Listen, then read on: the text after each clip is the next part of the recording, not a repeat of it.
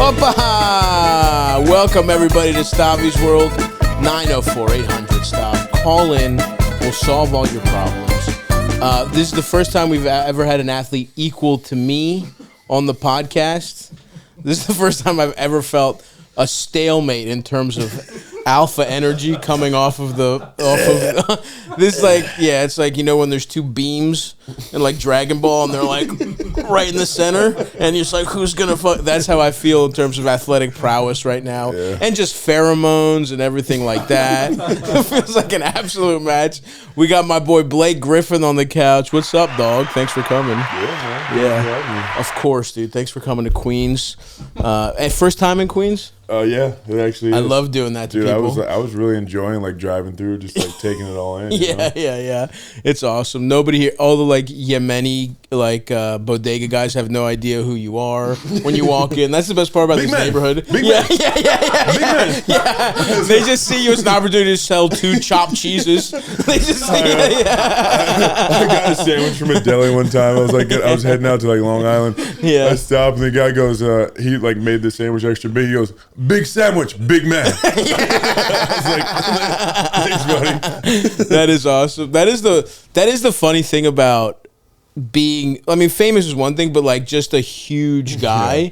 It's just that's like the primitive version of fame, where it's like just being gigantic. Yeah. It's like if we went back to like monkeys would look at the biggest monkey. You know what I mean? Like cavemen would look at it. Like you would go to a bar and it's like there was a guy who was around who was like 7 feet tall in Baltimore, and it was like people would just glare at him. So it's like it's only compounded by actually being fucking, famous. But I remember when I was a kid, my friend's dad played in this like softball league, and we were there, and there was this guy on his team who was 6'8", and as a kid I was like, yeah. And you forget that now people look at me like that. You have no idea who I am. Totally. You just walk in and somebody's like, God, that guy's huge. Or you like, you walk in, you duck underneath a doorway, and people are like, oh my God. Man. Yeah, absolutely. And there's like the people just look up to you. Like it's funny because stripped of fame and like what people know you of, it's like you're an impressive guy. Whereas like stripped of if you don't know who I am, it's like, get the fuck out. Like people laugh at me, laugh in my face. Like a hot woman will be like when I was toothless for 2 years. And so, and it would be like, if people knew who I was like, I never had a bigger drop off in my life than like people being like fans of me, and then not just, I'm some fat guy with no tooth, dude. The fluctuation, the way beautiful women would treat me was so hilarious. There's like 5 hot women at that time. I was in a relationship for most of it. They treated me really nice, and then every other hot woman in the world was like, I just look like a fat, like, sex offender. You hear, like, audible ooze. Dude. Like, I can hear you. Yeah. What was that? Remember the time we were at brunch and the waitress couldn't stop laughing at me? Do you remember that? Where? It was here. It was like fucking, yeah. It was like Big P was there with us. When I went to order, like this waitress was like kind of hot, and she was like taking everybody's order. She was like over it, it's Sunday brunch, and then she like I start talking and she smiles, and I'm like, oh, this bitch wants a little piece of the sausage. And then I look over at our friend. He's dying laughing. He's like, dude, that girl was laughing at you for being toothless. And I was like, oh, right. I don't have a fucking tooth. And she's like, was like going back and like telling her friends. And then you could tell she was laughing at me because like she did that thing where people like feel bad and try and give you too much respect afterwards. Where she's just like, you could see her like putting on like a face to be like, yeah, absolutely. Yeah. Your check, sir. Yeah. Like giving me a personal, like, thank you for coming afterwards. And it's like, damn, dude, this bitch treated me like a fuck, like and a guy with a... Don't worry about tip. Yeah, I don't really care. I don't give a fuck. It's fine. And then it's like, but then I have to zoom out and I'm like, she is 100% correct. I was just living life toothless for so... I feel bad for my girlfriend at the time, my ex, because she did... At the time, I remember being like, she's being kind of a bitch about this whole toothless thing. She was like, remember to wear the tooth when we meet my parents. I'm like, oh my God, fine. And one time I went to like meet work friends of hers, and she was like, and I didn't bring the tooth, because like in my head I was like, I'm the fucking toothless guy's friend. She was like, you didn't bring the tooth to me. Like, all my colleagues, and I was like, "What are they, fucking losers?" And it's like, "Oh right, they had perfect teeth." Was she a dentist? yeah. Last time I checked, you didn't work for an orthodontist, babe. Now, can we go eat wings? And I'm still like. I'm just all my other etiquette is horrible too. Yeah, I'm just a boorish, toothless, fat, way too ugly for her guy. Like, of course, her fucking friends didn't like me, but you know, you get a little fucking space from that, and you're like, oh yeah. Everyone was right. Everyone was right about how they felt about me the whole time. Yeah, she's like a saint for putting up with me at all, dude. Wow. Yeah. So all these people thought she was doing charity work. Yeah, I'm not. Yeah, I don't want to tell any more embarrassing stories, but yeah, there was one where it was like, oh man. Sorry, I didn't mean to pile on there. No. You kind of got me going. Yeah. I'm like, yeah, you piece of shit. yeah, she was. Yeah, it was kind of a tough time, Blake. But now look at you, dude. Yeah, dude, look at me now. A different type of weird fat guy. A fat guy with weird, long, balding hair. Slightly altered. Much fatter, by the way. At least 70 pounds fatter than what I'm talking about. You take a picture and it's crooked and you like just make it crooked the other way. That's fully what I've done to myself, dude. I am sad now that I can't. Like, I've talked about this a lot, but that I will never be toothless with this hair. That's the great. Did you get like a full implant? Yeah, full implant. It's chipped though. And you had a little popper in or like I had I had that thing. You ever have any dental issues? Yeah, I got my 4 front teeth knocked in and caught my freshman year of college. Really? It was like a weekend. Actually, no, I'm sorry. It was like it was the day school was starting. Like kids were on campus my freshman year. Playing pickup when I get my first 4 teeth. You're playing pickup. It's not even like fucking a real thing. Playing pickup. I had to go to like the school, whatever. Get the fuck out of here. They put like a thing. This guy, the poor dentist or whatever. Yeah. He's like, hey, this is gonna hurt. I was like, man. Fuck. He just takes my teeth and bends them back straight and kind of like puts them like that, which I'm pretty sure you should ask your ex. That's how dentists are supposed to. Well, we were just riffing that she worked for a dentist, Blake. I don't know if you. I was kidding. Totally. Dude, and then so he puts like these things. He puts a wire across my front 4 teeth. Yeah, a wire across my front. So what? They had like kind of chipped or what? They were just fucked up. They had just gone in. The root broke on these two, so these two are fake. Oh fuck! Because they were gonna die and turn gray, and then you're just like that guy with the gray teeth, the weird little gray teeth. Dude, but first day I go to a party at night and I have a fucking wire across my teeth. I'm like, of course. Like, oh my god! How long did you have to be wired up? It was only like literally 2 days or something like that. So you have a weird little wire, and then they put implants in, or no? I had that just to like hold, and then I had to go do like root canals. Wow! Immediately, Holy shit! Which was also. And then you had flippers, or they gave you straight real teeth right away. And then I was able to save my teeth for a little bit, but then they were gonna eventually die. And then once I got to the league, got those bad boys got a bag and fixed your teeth. Yeah. Got a little walking around money. Yeah, you got a little front tooth money. That's so fucking funny. So that whole time that you're the fucking, and you're like the man at OU too. You're like the fucking. Well, like my freshman year, I hadn't even proved myself yet. Not really. I'm just a fucking regular freshman. Like, on the team, like going to parties, so like fucking funny. Hey, yeah, I got knocked into. What's up, guys? No, it's pretty cool. I was pretty tough about it. Yeah, I think I'm gonna go to the NBA. Can I have some pussy, please? I'm normally going to like Los Angeles or something. Something real cool. Clippers. Yeah. Maybe the 76ers. They sent a vet from the farming program here at Oklahoma University to knock my teeth backwards. Like, that doesn't even sound like a real. They definitely got the guy who's working on donkey teeth at the fucking. I get the George Washington teeth. We had these laying around. That's so fucking funny, dude. Yeah, it's tough stuff. Wow, so you had fucked up teeth the whole time. So even in your sophomore year, because you were there 2 years, right? I was there 2 years, yeah. But I mean, they were fine, right? They looked like my normal teeth. Gotcha. But like these two, they were gonna go. They were going. Did they hurt? Because I had this shit hurt for years before I did anything about it. Yeah. They did hurt. Yeah, they hurt. These front two hurt. Yeah, these ones were fine. Like the root didn't break. They didn't bend as much or get pushed back in as much. Is that why you had to fucking wear a mouth guard?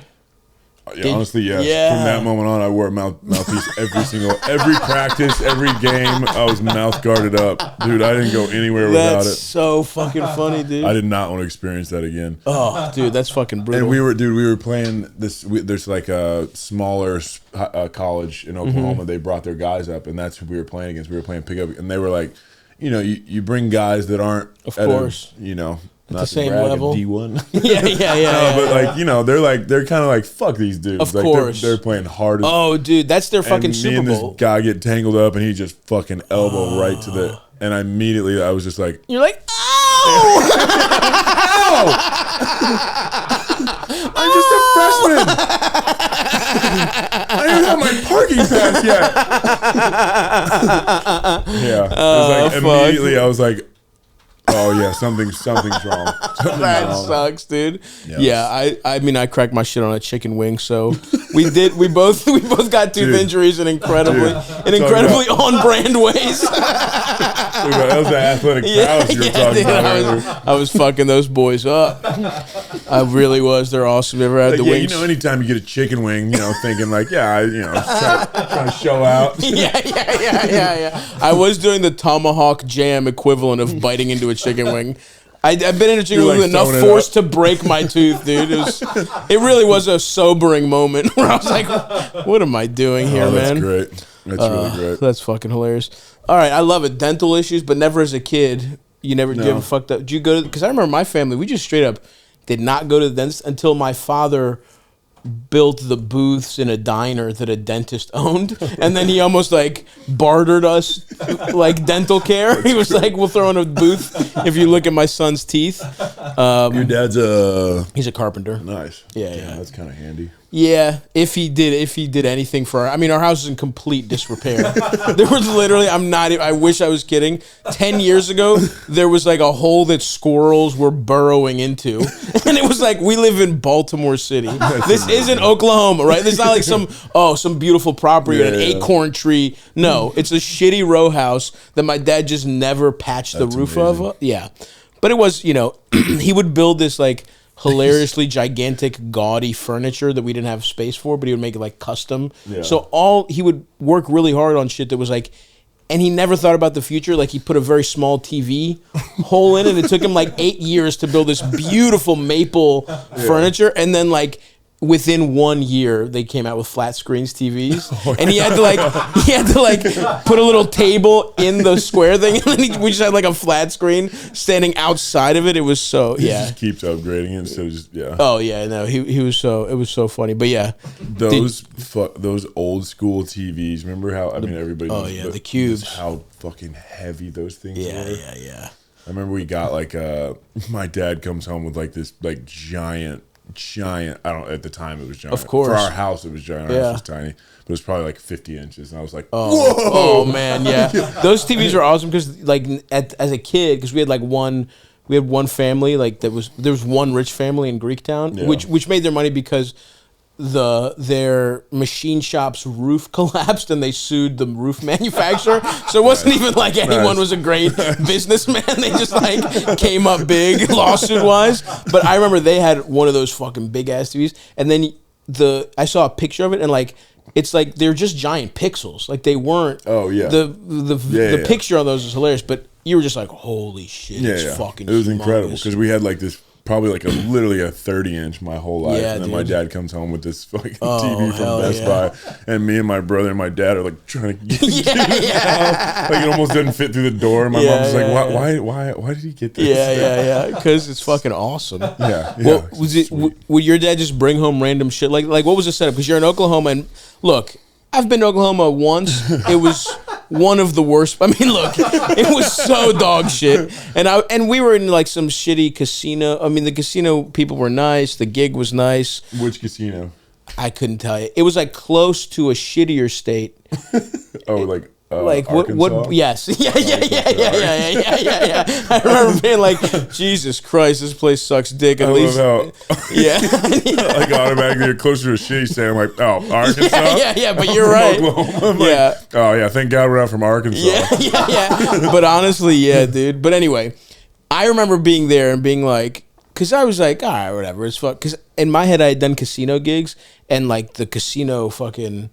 The buffet is like awesome, right? It's like when you go to the one in Connecticut or whatever. I was like, oh, there'll be fresh fruit. Dude, it was like it was like a school cafeteria lunch. A school cafeteria was allowed to evolve unchecked into itself. So it was like patties dipped in teriyaki sauce.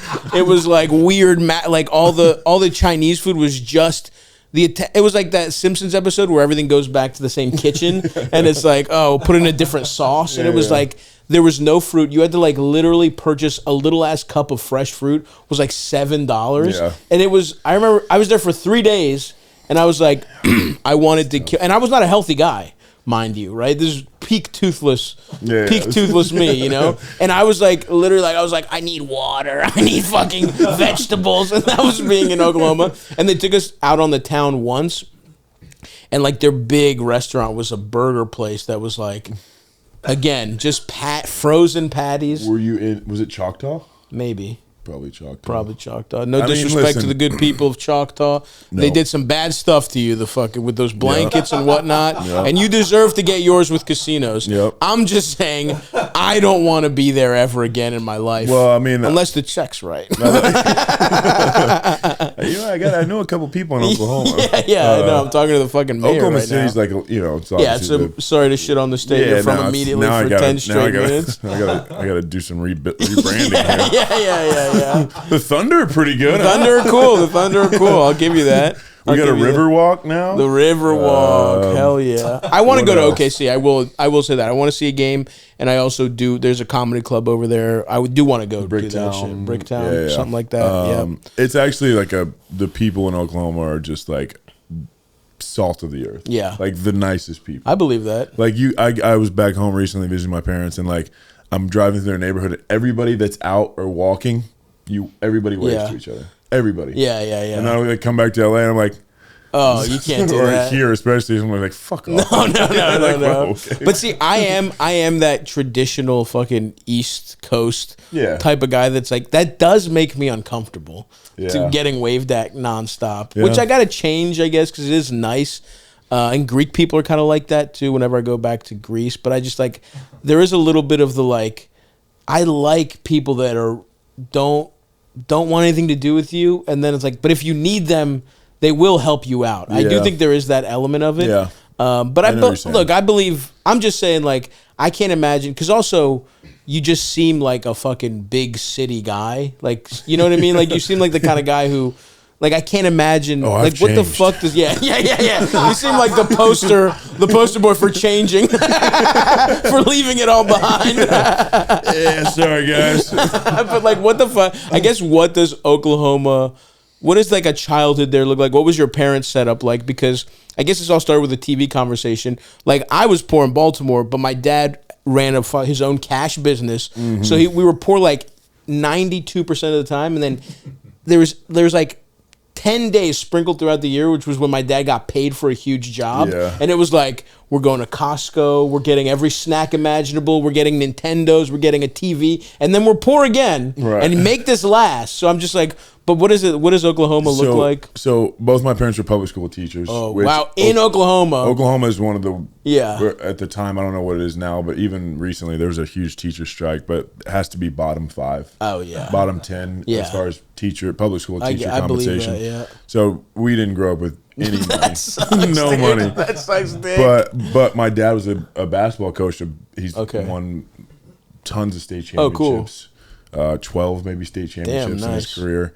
And so he went to go coach at a private school so my brother and I could go there. Nice. And so when he went there, people were super generous. It's, a much wealthier, definitely wealthier crowd.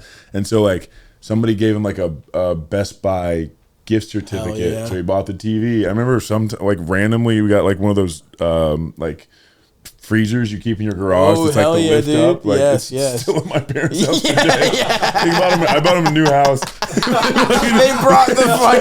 They brought the chest freezer, the scraps from the upper class in Oklahoma. Just like get steaks in there and stuff. Like, what are you doing? So like he would get like random gifts. I see. That's nice. And so like, that's how we upgraded anything. Yeah. And remember when like the AOL cards, like dude, those were currency, bro. Minutes of online. We would all go in and grab like a couple each. Yeah. Just, I have 7 minutes to find a picture of Trish Stratus's tits. I have 7 minutes to find Lita's breasts from WWF. I would go on LimeWire and just type in like boobies. Dude, LimeWire. There was nothing better than LimeWire. It was like you would, because we had dial-up, obviously, and so. My big move was going to bed when my parents couldn't check, didn't know if the phone line was going, and you would start downloading 4 pornos, and then it was like leaving the nets out, and then coming back after a day of fishing and being like, what do we got? What's the harvest today? And being like, this one was gay porn disguised as blondes with big tits. That would happen a lot. It was never when it was labeled, but man, when you got a nice. It would just be, or actually, I would try to download movies. Like I would download like Dumb and Dumber or something. Yeah. And it would end up being like dubbed over in like Chinese or something. I'd still watch it and I'd be like, because I knew all the lines, so I would just like still watch. Wow, what a wholesome guy. I never in my life downloaded anything that was not pornography off LimeWire. Sorry, Mom. But I downloaded everything. I got you. Did you download anything that wasn't porn? I mean, some music from time to time, obviously. I downloaded a lot of music on Kazaa. I was a Kazaa guy. I never got on the LimeWire. Oh, I was on both. Wait, because it was Kazaa. And then I think I went LimeWire. Then I went FrostWire. I think those were like the progressions. I never had FrostWire, bro. Yeah, it was kind of a premium thing only in Oklahoma. You pieces of shit in Baltimore. We didn't get FrostWire. Well, the thing is, Oklahoma had dial-up until like 4 years ago. So we even Baltimore had fucking better internet than you at the time. We were off the wires at the time. Well, once I could afford a second phone line, didn't have to worry about it anymore. So who really cares? I was never Frost, but there definitely was a move. Because I lost the juice, and we had to move on to LimeWire for sure. My brother convinced my mom to get our thing, like the burner CD burner in there. Dude, that was huge. And that was huge. Like, dude, making your own CDs. The music. Oh yeah. I had one of those CD flip books once I got my car. I'd get in there like. Yeah. Illegally downloaded Jay-Z. Absolutely, dude. It's like the off blueprint. Totally, dude. Some songs don't actually work. No. There's just like a 50 Cent song in there for no reason. Or it would be like the dubs over, the weird dubs, or like the guy recorded from the radio. That was always fun. I love that. You never knew. What's the first car? What was your first car? I had a 1991 Honda Accord. Ooh, and I was when I was 16, I was 6'8". I think I only grew like another inch. So I was like scrunched as a bitch. This is living. Playing Wu-Tang, playing Eric Cartman singing Wu-Tang somehow. That was also my brother's car, and he got the CD player, the removable one that you always had to take out. Yeah, you have to take it out. Of course. And he had like the not the rims, but like the little caps you put on to make it look like rims. Hell yeah, dude. Honda Accord. Fuck yes, tinted out. Just two huge motherfuckers. And then when I turned 16, they got him like a old like shitty Tahoe, but like damn, he could actually stretch out. Yeah.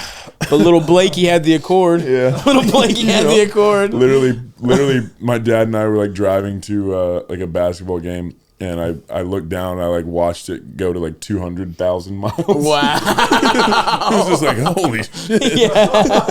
I mean, reliable car. Reliable, man. Yeah. I love that shit, dude. My first one was a Chevy Blazer, a giant Chevy Blazer. Ooh, nice. It was awesome. We called the car Stavros 2.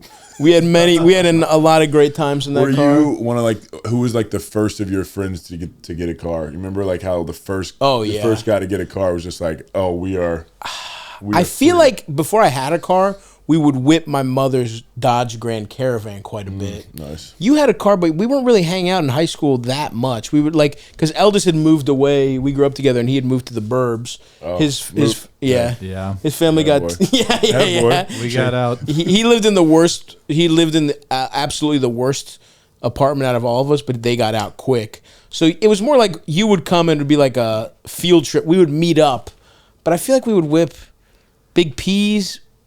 Did Big P get a car? Who got a car? I don't think he had a car. I think he had like a big. What does family have? Like a expedition? Oh, they had the huge expedition. Yeah, luxury. I feel like So it was the was caravan. I feel like we did whip my mom's car around a little bit. I think the van was. There was a getting used summer lot. where the van was like. Remember that time we tried to steal that girl's gas container? Remember that time I got fucked up on that trampoline? That was at the party. Yeah. Oh man, just getting no pussy whatsoever. Oh yeah. Just getting so violently fucking ill and getting no pussy, God, and then eating at the diner afterwards. Then the boys just hitting the diner in the Dodge Grand Thinking I'm Caravan. cool, chain smoking like a pack of cigarettes at a party. Yeah. And Oh, like, yeah. Not talking to anyone. Not talking the to entire any night. women. Not talking to any women The smoking. mysterious type. Smoking Black and Milds, inhaling Black and Milds, and getting a headache. Just like he's lighting up another one while this one's finishing. He's like, I can't not be smoking. Yeah. Drinking Malibu because we were too big of pussies to drink actual fucking liquor. What was Alizé? Oh, Yeah, Alizé, God, absolutely. that was delicious. Especially after the Lil Wayne cribs. Watching yeah, a lot of, listening to a lot of Lil Wayne, a lot of the Drought man. 3. Is that, were you guys, I just imagine Oklahoma teenage shit being like, going to like abandoned fields and having parties. Is that what it is? Yeah. The parties were just in I fields? mean, obviously, like if somebody's parents, because I went to like a private private school, like everybody had money, so like everybody's parents' houses were insane. Oh, that's so nice. like if somebody's parents went out of town, Oh, we'd go the there. But, classic. there was definitely this like.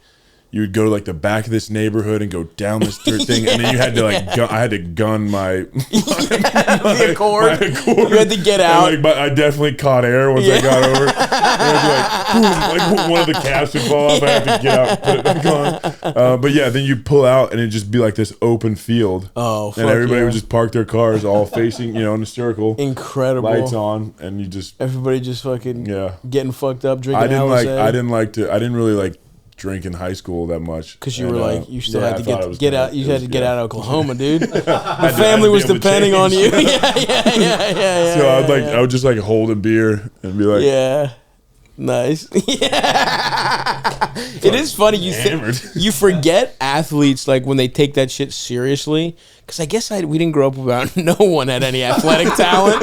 None of us fucking had any chance, and like we were, and it was. Because once you abandon your sports dreams in like I was on the 8th grade basketball team, and then I've been this height since 8th grade, and then I went to freshman year basketball tryouts, and they were like, like the coaches were like, all right, let's do one thing of suicides. Okay, great, you're cut. It was like I swear they did one round. Like the first cuts came in 17 minutes, and it was like every little fat kid was out. And then I played football, but even at that point I was like, what am I gonna fucking play football? I'm not gonna make it the NFL. Yeah. So it was like it became cool to be fucked up and sell drugs and do drugs and shit. But you forget that like I forget that it's like actual athletes. You guys fucking had to focus on your health and shit. I mean, even in college, dude, like I was just talking to my boy and he was like, dude, I would drink every night of the week except for like it was like Tuesday, or I was like, why if you're drinking every night of the week, why not just do Tuesday? Exactly. Like you took a break. He's like, I gained 40 pounds. I'm like, and I was just thinking to myself, like, dude, we'd go out, but we truly could only go out like maybe one night a week. Yeah. You know what I mean? Which probably saved me. Definitely, dude. But like, yeah, I mean, but so what's high school? Sorry to cut you off, but like, I just would love. What's like the crew like? Because we definitely had our crew of a few dumbasses where it was like me, Eldest, our boy, the mysterious Big P, who we keep mentioning. Big P was there. Big P's car. Yeah. Like, who's this Big P? No, the world will never know.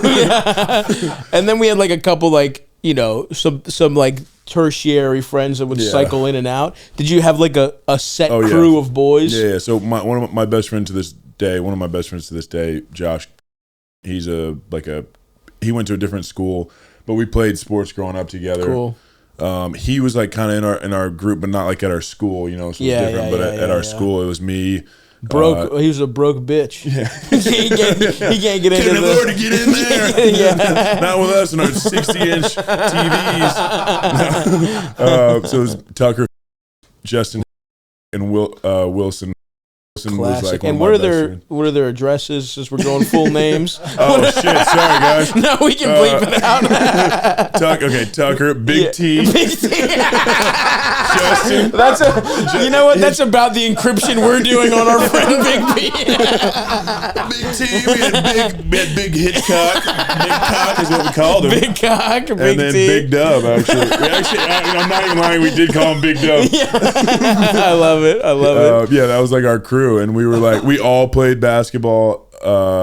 Big Dub played football. Nice. He went on to play college football. Actually, our That's awesome. best friend, he passed away, diagnosed with cancer at like 20. Damn, dude. And passed away. But yeah, that was like our crew, man. And we all played sports. Yeah. So we were all like pretty. No one's getting too fucked up. Yeah, I mean, no one's trying. Sorry, Tucker, but Tucker was probably the wildest. But still, like, very, very, like, of course, nothing crazy. Yeah. Except I'm guessing you're trying to finger pop a bunch of schoolgirls and going to a private Christian school doesn't make hooking up easy. had to go to the pores, Take off the tie.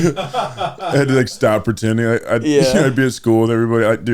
This girl at my school got a custom baby blue Land Rover when she turned 15, so she could start practicing in her car for a driver's test. Like I pulled into my Honda Accord and it's like new Land Rover, for some reason at the time, what's the car? Volvos were like popular because I guess they were like the safest car. Yeah, sure. So like everybody had new Volvos or like a Xterra or like pickup trucks, and I'm like, in the Accord. And I just like with the fake spree wells. All day I'd be with my friends like cosplaying rich. Yeah, and then I'd go home and like, oh shit, I forgot. I get in my car after. I'm like, oh yeah. And they probably treated you awesome because you were awesome at basketball. It was a nice. Everybody was super nice. Small schools, like 75 people a grade. It was K through 12. Damn. So this is literally like the elite of Oklahoma. It was like one of the it's one in Oklahoma City. It's one of the better schools. And we're talking, what is this, like gas money? What the fuck? Where are these people's money? Oil, that kind of shit. Yeah. I mean, kind of all over. Like people's parents were doctors. It's like all that. But yes, Oklahoma's like oil money. Oil and gas is huge. Chesapeake's like the big. Right. Yeah, like a bunch of my friends now work for they're like oil and gas engineers, all that stuff.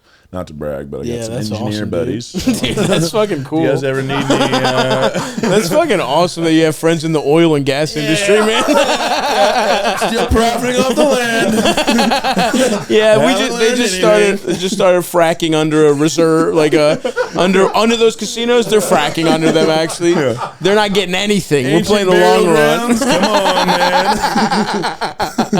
That's fucking awesome, dude. Oklahoma oil and gas, baby. So you had to fucking take the school uniform off and go to the public school girlies. Where the Accord was awesome. Yeah. Like, shit. Holy shit, you see that car? It's got rims. Honestly though, I would you'd like bump into a curb or something and one of the things would pop off.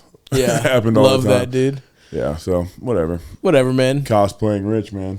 What are you gonna do? I remember I almost got into a rich school, like, because Baltimore City public schools are so dog shit. Yeah. That in middle school, you have to like test into like a couple good schools, and there was a school that at the time, and this is when I was 13, at the time cost $12,000 a year, which for middle school, right? Public, no, private. Oh, private school. Private school. And like how does that no, that would be awesome. That'd be awesome. They're like, yeah, it's public. So we actually enrollment's down. There's 2 kids. Just my kids get to go there, but it was like this private school, and I didn't get a scholarship. The only way I was going to go was and they offered like a partial scholarship. Yeah. And my mom was like, I can get a third job, and I was like, whatever, I'm good. Yeah. And I'm so thankful I didn't do it because like, I don't know, man. That's like. I would have been such a dickhead because like I would not like being around like you came out of it fine. It seems like, you know, I mean, you also had like your identity, I think, as an athlete that's got to help. Yeah. You stay focused. It's like you're not, but like I would have 100% try and fit in with those like dickheads who are all now like finance guys, like vest, boat shoes guys. I would have tried to be one of those guys, and thank God, because then the alternate path is I get to go to Baltimore City Public Schools, and like you have to learn to be funny. Yeah, when you're I was like, gonna say you probably wouldn't be a comedian. Dude, like, there's no better way to be a comedian than like be a fat white kid in a 90% black school. It's like there's no way you're not gonna be. I mean, there is. You're gonna be fucking depressed and want to kill yourself. Like you're gonna come out of that better, dude. So I'm so thankful, because I would have gotten subsumed by like trying to be a rich kid for sure, trying to pretend and like feeling not good enough, going home being like, "You're an embarrassment, mom and dad. I wasn't meant to live here." It's like the reverse thing where your friends are dropping you off at home and you make them drop you off down the street. You walk like a mile just so your friends don't know. Oh, dude, 100%, 100%. Did you make good grades? I was good. Yeah, I was a good student. Yeah. I was a good student. It was a lot easier. I mean, that was when I was really little. I think I really wanted a positive, you know, I was a ham from a little age, from a young age. So I wanted just positive feedback. And I just happened to, I think I was one of those kids who happened to be good at standardized tests, right? Yeah. Like your brain just happens to work that way. Yeah. And so I got like the top percentile in like, you know, as like a little ass kid, 7, 8.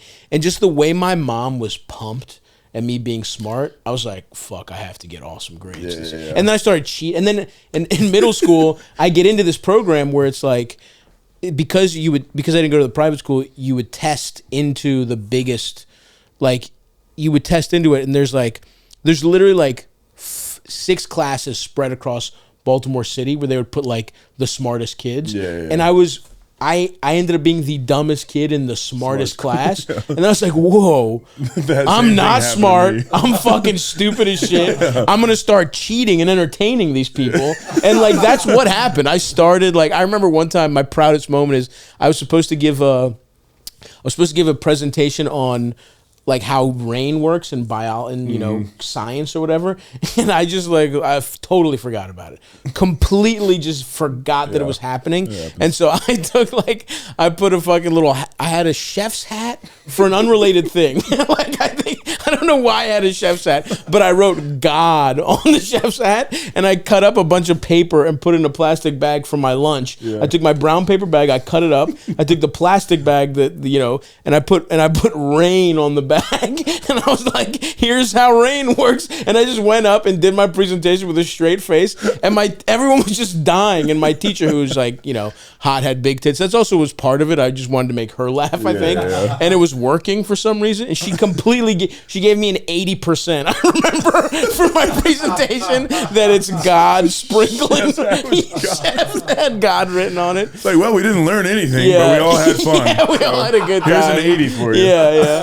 You had, That's so amazing. When they threw you in the private school, you were I like had to realized, test. You know, you take a test to see where you. And I was homeschooled before that. Oh wow, really? Holy shit! So like, just by nature of being homeschooled. Until when? Until 7th grade. What? Really? Yeah. And so I was in all like the honors classes. Yeah. With at your house. Good job, Blake. Teacher was pretty hot. God, one of my classmates. You mean your brother? As one of the cooler kids. I was so popular. All my teachers thought I was a handsome young man. That's so when I go to school, I'm like in the honors classes with kids I had no business being in there. I mean, I was like, I'm sure I know how to add. Sure. But I was like, I definitely had that same feeling of like, oh, I shouldn't. And it kind of sucked because all my friends were in the other classes. I was doing like the dumb honors classes. English. Dude, my honors English class senior year was harder. I only went to college for 2 years, but it was harder than any college class I ever had. Oh yeah. This school was so hard. And sorry, Mom, that I'm telling this, but I plagiarized my last paper. I just like, I think I took like maybe my brothers or something, one of our, like my teammates. And I was just like so over it. I'm like, I'm literally 2 weeks away from going to Oklahoma. Yeah, and you're like, because we had to be there for summer workouts. I was like, dude, I just turned it in. Yeah, you took I'll a friend. never forget. I got a phone call and the teacher caught me. Turns out I just turned in a paper that like wasn't even the topic. Yeah, it's like, well, as a young Chinese woman in America, I just find that you're like, did you even read what you took, Blake? I was trying to put myself in someone else's shoes. As a young Chinese woman growing up in Oklahoma, it can be really alienating. So then I had to like spend like literally 2 straight days like banging out this paper, and That's I just crazy. like I don't even think I reached the word limit. I was just like, again, I was like, screw it, and I turned it in. He just gave me like a, I don't know, whatever he gave me. You don't want to be the teacher that like stops you from, that makes you lose your NCAA eligibility. That would be fucking crazy, dude. This my senior year of high school was our school is way too hard, dude. I mean, it's crazy to me. Homeschooled is so wild because I would have never. I mean, you know, you have a bizarre life, obviously. Like homeschooled into like thrust into like rich and then religious. It sounds like school, and then as young as fuck. It's crazy when you think about like since we've met and become friends. It really made me realize. Like I feel like I've become a functional human being like last year, and like we're literally the exact same age. We were born in '89, and I was like, that blows my mind because it's like you were thrust into like everyone paying attention to you at what 21 you got drafted. 20? No, I was 20. Yeah, I was 20, but you sat out. And but like I always say this, like especially when it comes to sports, like in my situation, like in Oklahoma, I started to get a little bit of notoriety. Sure. So you learn how to like deal with that, and then I go to the University of Oklahoma. And, you know, I was like an All-American in high school, so you get to go play on TV. And, like, so now some people, people who are, like, weird about how much they love basketball. For sure. I always thought, like, it's so weird that, like, sports, like, scouts are the only people that can go, like, watch high school kids exercise. Get away with it. They're like, oh, yeah, the kid's got a real good body. Kid's strong. He's strong. Nice base on that 14-year-old. Oh, yeah. They're allowed to take notes. Yeah. They can literally sketch your physique. Be like, I'd like to see his shoulders developed more. If we're going to give him a first-round grade. Oh, we're going to put a little weight on that kid. And he's going to run real good. Yeah, I guess why aren't there more Sandusky's? Is the real question. It does feel like if you happen to be a tactical genius and a pedophile, you'd think there'd be 1 or 2 more. At least Scouts. Scouts really seems like a perfect you're literally place. going to watch high school kids. I mean, that's what sports is. It was basketball was created as a PE. It was an exercise. Yeah. But anyways, I digress. And then you go to Oklahoma, you get to college, and you get a little bit more notoriety, and then you get some national notoriety in college, and then you get drafted, and it just kind of like you slowly like build up to it. You know what I mean? It's not like all of a sudden you just pop off. Yeah, okay, but come on, dude. When I'm 21, I'm literally doing fucking dick jokes at a seafood restaurant. You have fucking like reporters from Spain asking you about fucking Ricky Rubio or whatever. You know what I mean? Like it's yes, you build up to it, but it's you just have to know about everything. You know what I mean? Like you have you're just thrust into such a wild spotlight. And like also where you get, I mean, okay, I definitely want to ask about all that stuff. We're just having too good a time. But let's get back to homeschooling for 1 second, because that's fucking insane. I would have never, because you seem so well adjusted. That was like the preamble to the like, for everything insane that's happened in your life, you seem fucking well adjusted. And your parents must have not been, like, what was the reason for them homeschooling you? Because my parents were public school teachers and they saw how wow. poor it was. So my parents also... We had a awards company, like a trophy company, basically out of the back of our house. We had this back, like room. Your parents believed in the secret. They were like, we want them to win trophies. Yeah. You sleep with that thing. Your parents are incredibly literal people. They're like, we want them to be champions.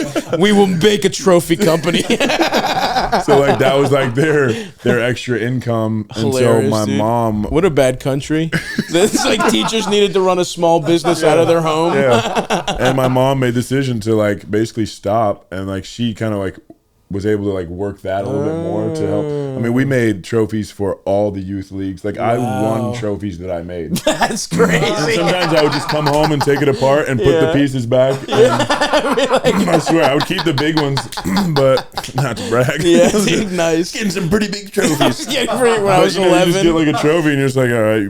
Yeah. Unscrew. I mean, the amount of trophies I've built That's in my hysterical, life. dude. Yeah. So you've built. But- Did you ever make like a fun trophy? I would like one time I made trophies for my friends. It's Yeah, just like yeah.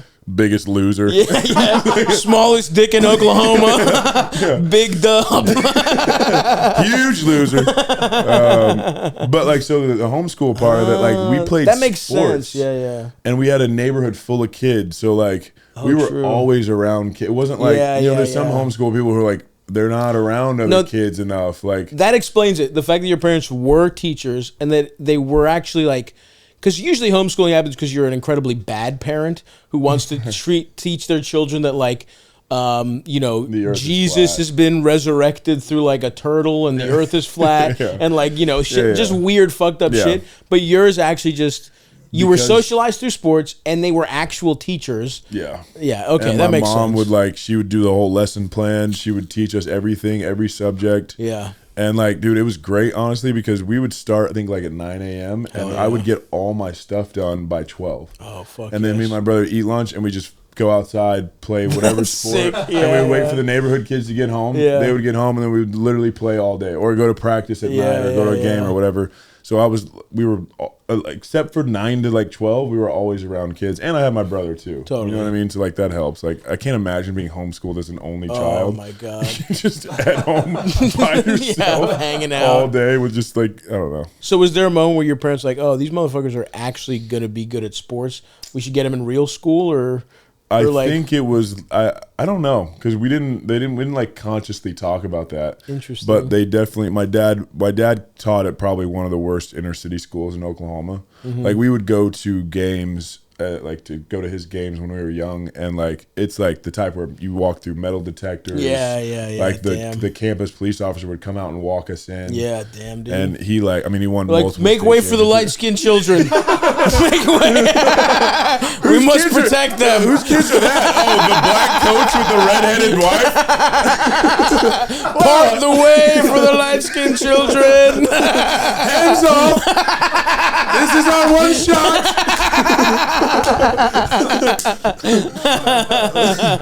But That's fucking hilarious. and then so like my parents made a decision to switch to a school that they would be okay with us going to. Yeah. I got And you. the school happened to be, a really good school. And There must be a moment, and I don't know. I mean, your parents seem like actually very well-adjusted people, but they're the best people ever. there must be a moment where you're like, oh fuck, like it's gonna happen.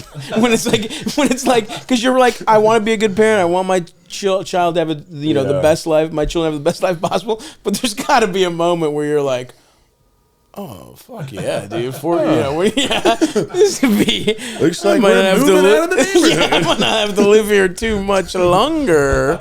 Respect to them for not overdoing it. Not no weird AAU stuff or like. They were great about it, man. Yeah. And my dad's philosophy, even being a basketball coach, my dad's philosophy was when we were young, we played all sports. Cool. We would play street hockey. Yeah, Our friends who played baseball, basketball, football, soccer. Like they would let us do everything. Yeah. The only rule was once you started a sport, you had to stay with it for that season. Gotcha. And I never really. I stopped playing baseball when I was like 13. I stopped playing football my freshman year. Yeah. Or after my freshman year, I played 1 year in high school. And that's when I started focusing on basketball. And I think that's probably what parents are doing now too much is they get this pressure Specialization. of pick a sport. Yeah, dude. And like these kids up. are getting they're either getting burnt out or they're not developing a good athletic foundation. Because the better athletic foundation you have by like playing soccer, footwork, hand-eye coordination, baseball, the better athletic foundation you have, the easier it is to develop a skill later. And I feel like you don't fuck your like if these kids are, like I feel like there's a rise in younger people having sport specific injuries. Like you see like blown out ACLs because it's like they've been just doing those same drills since they were fucking 11. You see kids in high school getting Tommy John surgery. Yeah, dude, I mean, some are doing it preventatively, which is crazy. Which is crazy. Like to electively have surgery, to do it later. It's like, damn. As a fucking child, because you're fucking. That's what I mean. Is like it's cool that your parents. Because you see all these parents that go the opposite route, where it's like the second their kid has a 1% chance. But it must have been nice to just be like, they're just regular motherfuckers that are, great. you know. It was great. And like my dad, it's funny, my dad being a coach was like the most relaxed. He was just like, just play everything. Yeah. You know, just play it. And it was great. Like, but you're right. You get like a break on your body. Like you're not doing the same moves basketball year round. I would go play baseball, I'd go play soccer. Like you're on a field, you're on a court, you're on, you know. Totally. So that was like I think that was like that's what I'll with my kid, like, play every sport you want. Don't specialize until you're like 14. Do you have one kid, two kids? 2 kids, 10 and 7. 10 and 7. Are they starting to be my athletic? son. They both play sports. My son's nice.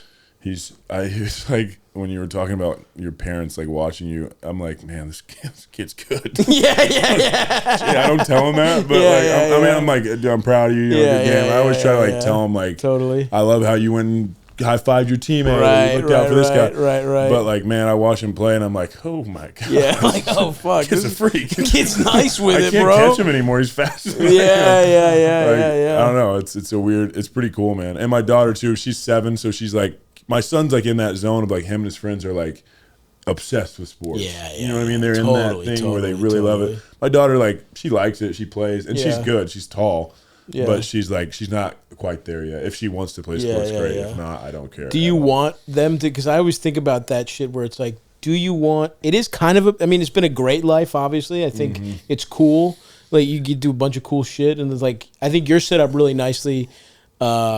You have other shit you want to do, which is like makes retiring less depressing. I would guess because it's like it's you're like I know it's got because we didn't we haven't this is we barely prepare or do anything. We've just kind of been talking, but it's like you did recently retire, which is a huge fucking thing for most. You know what I mean? It's like, but I do feel like but it is a very specific like lifestyle where I just feel like do you want that for your kids or do you think about that at all? Only if they want to. Only if they want to, because if you are doing it for any other reason than the love of the sport, you will be miserable. Oh, I'm sure. There must have been like 7-footers. Oh, there's so to many me, guys it feels who play. like especially in the NBA because it's so height dependent. Yeah. There must who's the like you don't have to name names, but there must have been guys who were like hated being in the NBA. I mean, there's guys who would. Not publicly. I won't say anybody's name, but I can think of 10 guys off the top of my head right now who like hate. Maybe is like some guys for sure I know hated it and they just played because they were good at it. Yeah, and it's like, dude, why not? I'm gonna make some money and play and And those are like there's other guys who just like you can tell they like the idea of being an NBA player, but they don't love the game that much. Sure, which I get. But which I fucking get, dude. I mean, I've said the player I've respected the most recently has been James Harden because it's been nothing but like whatever the fuck he wants to do. He throws that half season, gets fat as shit, goes to play. He's like, I want to play with my boys from when I was 20, and it's like he's just chasing his youth. That fails because of course it would. You know what I mean? You're like, there's no way being like, come on, guys. It's like the boys that were together. We were 21. We're all divorced now. We're getting a condo. That's kind of what that Nets team was, where it's like, KD, let's get it going again, bro. Remember? Yeah. Then he's like, me and Russ? No, it's actually, at first it was like Russ, then it's like, nah, dude, it's actually KD. And just like how him trying to recapture shit and like being awesome, and then like, it's like, damn, the hardest time is kind of hard. Yeah, you know? He's gotten to every situation he wanted. Yeah. You know what I mean? Which is pretty great. It's fucking Sometimes cool. you got to take back the power. You got to take back the power. Take back the power from these owners. Dude, fully. I mean, I literally do love that because I do think so much of people who are mad about player empowerment shit, it's kind of incel vibes where it's like, it's the way incels are mad women can fuck whoever they want. Those guys are like, the only thing we have is making them play where they don't want to. That's the only way my life is better than theirs. You pick up that ball and you dribble. Yeah. You're feeling real good. Like you live in a city you don't want to live in. You live in a city you never wanted to live in, even though you have a skill set only 14 people on Earth can do. Oddly like the mean alien from Space Jam. Yeah, dude. They're going to do whatever I tell them. It's literally like, it's like the only way those guys are the equals to NBA players is like sometimes they have to do shit they don't want, and then this bullshit like winning is so important. It's like, who fucking cares? It's cool as shit, and I'm a competitive person. I'm sure it's fucking awesome, but like, look, it's clearly not the only thing. You see these guys, like you see people who sold out for winning, and it would be cool to win, don't get me wrong. Yeah. But like, you know, fucking Lance Armstrong had to chop one of his nuts off. And he got cancer because he was doing steroids. And it's like, are we sure that's I don't know. I didn't do any research. I think it didn't help. Put that Blake Griffin, Lance Armstrong. Scientifically, I'm not sure that track, but whatever, for the sake of the pod. But you know what I mean? It's like you see people who drove themselves to like winning at all costs. And it's like, yes, it's awesome, but it's like, that's just as unbalanced to me as like just having a good time. I mean, so think about like, well, if you win at like the Michael Jordan, the Tom Brady, the Lance Armstrong, like the GOAT level, it's very much a part of your whole thing, right? Totally. But if you just like win a championship or you don't, you get like, one. Look at Dirk is probably the best example, maybe. Yeah. I mean he's just a Dow. I mean he's a legend of all time. But like just that's like kind of the thread in the needle in this sport, right? But also like sorry to cut Charles you off. Barkley, yes, is just as well known, maybe more well known as Dirk. More well known, like, I don't that's know. a great point. I don't have a good pulse on because I'm totally basketball. You're in like, that. Yeah. I don't know. Let's ask Eldis. He's a fucking dork. You don't know shit. You definitely are more aware of Charles Barkley than Dirk. Absolutely, without question. Yeah. So I would say people who don't watch sports know about Charles Barkley more than they do Dirk. For sure. So it's like Charles Barkley never won a championship, chased it, almost got it, didn't get it, and so that's a great example though because like you see him and Shaq. And it's almost like Shaq goes to rings so fast. Oh, whenever. Shaq, let me tell you something, Shaq. That's really good, dude. And Shaq's every single rebuttal is, well, you don't got rings. Yeah. Like, God, dude, okay. Can we get him a writer to like? Let's get something else. But I do think that's like. I think when you win at the highest levels, that's so important to you that it, like the rest of your life is just kind of, it's like I do feel like Charles Barkley is happier than like even Michael Jordan. You know what I mean? Like I really would, because it's that thing of like what you're giving up. These are all just my theories. Yeah, I mean, this is all just me being like, I don't need to be as successful as I could. Well, you know what I mean? Like winning a championship doesn't like it just has no true effect on like your life after basketball, except for outside of maybe like trying to get in the Hall of Fame, which is cool. But I don't know. I mean, you can still go be successful. Totally. I don't know. Well, that's what I'm trying to say is like there are these things that are fucking awesome, and I'm not gonna say it's not awesome, but it's like there is just so much more to life, and so much more to just like, and there is like a value to just having honestly a good time or just enjoying yourself, and like even the like pursuit of like getting to the highest levels and just feeling that's kind of fucking cool. I mean, and obviously I'm a huge I've been a huge fan of yours just because I am a hoops guy. So I remember all those. I remember actually this is a devastating a devastating night for you. It was the first time I got. Sweet. Yeah. Let's talk about it. Yeah. Well, it was the first time I got like pussy on the road. Was when the Rockets inexplicably came back against you guys. Like I remember I was in Boston opening for Bobby, and this hot girl. I just hook up with this hot girl, and the other opener hooks up with her friend, and I just wanted to keep. I was like, I really like that girl. She's cool. Yeah. But the opener the other guy didn't like the girl he hooked up with. So he was like, nah, dude, we can't hang out with them anymore. Like we fucked them in the, my dick couldn't even get hard. I literally had too many pastries. This is like the glory. This is one of my happiest memories, by the way. But anyway, she was very hot and I liked her and I wanted to keep talking to her. And then he was like, nah, he tried to, leave the other one, and then we went and got roast beef sandwiches and went back to the fucking hotel room, and I remember being like so tuckered out I was like, wow, life on the road is awesome. I get pussy, I eat roast beef sandwiches and pastries. Meanwhile, I'm having a meltdown. And I'm like, and by the way, I was rooting for you guys. No, here's what I was rooting for you guys because I literally was a fan of yours. And thanks, man. And I'm like, and you guys, it was so in the bag that I went to sleep. Because it was, dude. Me too. Yeah. Yeah, we all did. Kind of all checked out of that one. Fucking Josh Howe. And it was like they literally take Harden out of the game. And is that the genesis of the Doc blinking meme? Where Doc has no idea what's going on? Was that from the Clippers? I thought that was from. Oh, maybe it was. I think it was from Boston. But it just spiritually, it's what happened that night. But I do. That's yeah. Yeah. So anyway, just wanted to kind of remind you of that.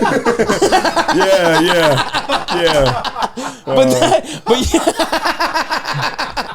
Just wanted to remind you of that. Do you remember being 21 and telling dick jokes in the diner? You piece of shit. Remember how you had it so made with that dentist girlfriend? And now look at you. Now look at me, dude. Sweating through my own podcast. I mean, I'm dripping in I know, here, dude. We fucked up, Eldest. Doing kind of like the reverse Chris Farley show, where it's like, not even remember awesome stuff, but like, remember that one of the literally the worst moments of your career? That was pretty weird and bad, huh? Fine, but I got head that day. Yeah, dude, I'm happy for you, man. That's dope. Yeah. Do you guys want to talk about any other losses? Nah, that's enough, dude. I mean, we could talk about Donald Sterling sexually harassing you as a 19-year-old or whatever. Oh yeah, feeling on my arms. Feeling up your arms. Oh yeah. Fuck, I wish we had. Well, you got to come back, dude. We literally just have barely scratched the surface. I've lost track of time completely, Eldest, and we haven't done any advice yet. So we got to get to some advice. Oh, yeah. Let's do it. Sorry, dude. We're just having too good a time. Let me see. But yeah, I will say just my favorite. Did you guys?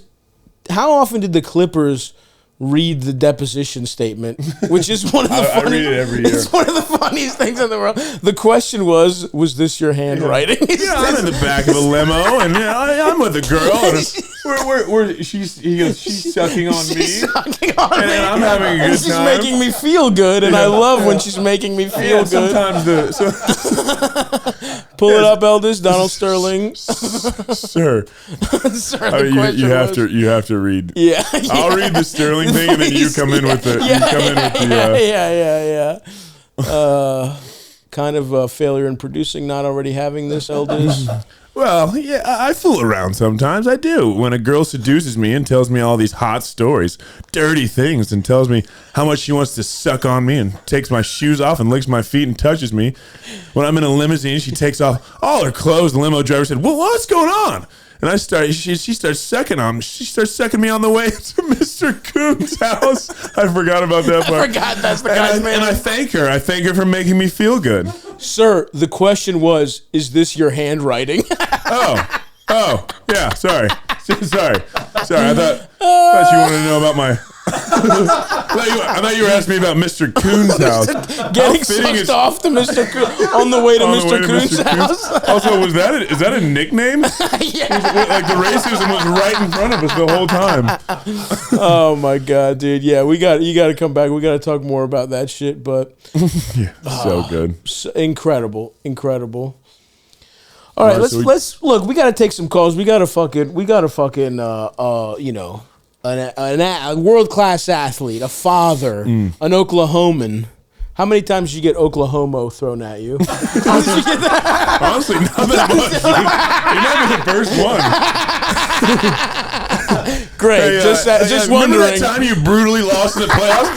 Oklahoma. How about that? We'll make a meme out of that to promote the app. Jesus Christ, man. Oh, boy. Just wondering, man. That's all. Yeah, no, never. Yeah, no. The reverse Chris Farley show. That's basically what this episode is. All right. Fuck, dude. I'm excited for Remember this. that time you I got haven't traded? done That sucked. After they promised you'd be a Clipper for life. Oh, yeah. Yeah, but look at me now, man. Not even bitter at all. Not even bitter. I'm happy, dude. I'm happy. Yeah, dude. Yeah, you had a great year in Detroit, man. Yeah, dude. No, some good pizza there. You know. Fuck. Damn. Man, play the fucking Play the thing else. the I have clip. more to talk. I have honestly more. Before he I brings have up so another. many devastating moments. This is one of those things where I feel myself starting to get rolling. But let's do the questions. Oh, God damn it. God, I'm getting so many. Time here. Try to make this concise. Not playing dickhead. Dude, we don't have to take this. This is my life, Blake. God, you poor thing. I've been living it for 45 minutes. Fuck, Right, Elders, we're gonna have to first figure out time, something about long how time. hot it's getting. we're all fucking sweating our cunts off in here, dude. Somehow I don't think this will help much, but I could go turn on the living room AC. Fuck it, why not? Yeah. God I'm damn. good. I've started to sweat. Yeah. It's the sauna. I've unbuttoned my shirt. Just fucking. Let's do some The fucking glisten calls. on the chest is nice, though. The glisten's not bad. Dude. It Thank really you. makes the gold chain pop. I appreciate it, dude. No Diddy is what the kids are saying. Which is actually huge. You gotta. That's a big cultural footprint. Honestly, to stick around is like the new face of no homo is actually pretty impressive. I went from that to pause to no Diddy. To no Diddy. Go ahead, Elders. Long time here. Now we're Try to make this concise. So me and my wife have been together for about 12 years. We're not married on paper. We're married by children. We love each other very much. Married by children. Our kids are amazing. It's been very established that we're together forever. Paper don't mean shit to us. Now, to my question. I'm kind of struggling right now because our dynamic is she stays at home and raises the kids, and I go to work. I'm an electrician. I make really, really, really, really good money. Okay, So maybe I take We out a got few Blake really. Griffin on the fucking couch, brother. Go look up max contracts. we'll tell you what really, really good money is. I guess I should be an electrician now. Yeah. I retired to become an electrician. Now, the reason that I'm calling is because the last few months, her housely duties have been starting to slip. And her mom died a couple months ago. No, what? I have been factoring that into the equation. I've been cutting her a lot. Hold on, Oh, good. pause I'm glad this, you're factoring that into the equation. dude. Months ago? He's like, to be fair, Mom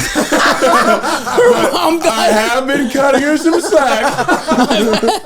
I've seen dust on the fucking countertops. I've seen a lot of crumbs on the countertops and some streaks on our glassware. Oh my God, dude. What a fucking piece of shit. All right. Let's see what else he's got. Her mom died a couple months ago, so I have been factoring that into the equation. I've been cutting her a lot of slack because I know that's hard. We all loved her mom very much. lot She's of a great slack. lady. I digress on that.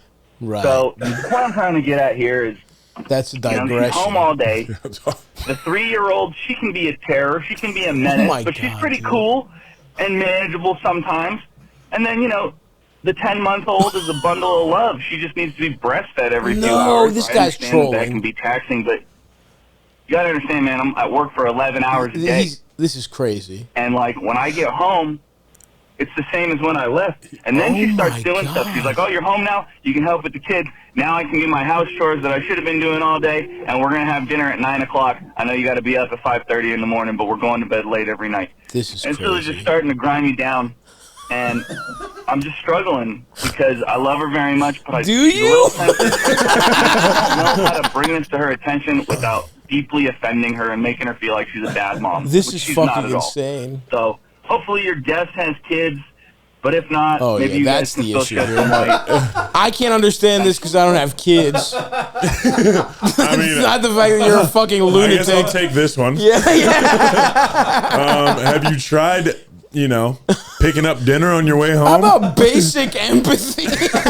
Her mom just died. She's got a toddler and a 10-month-old who's breastfeeding off her, who's literally sucking the life force out of her.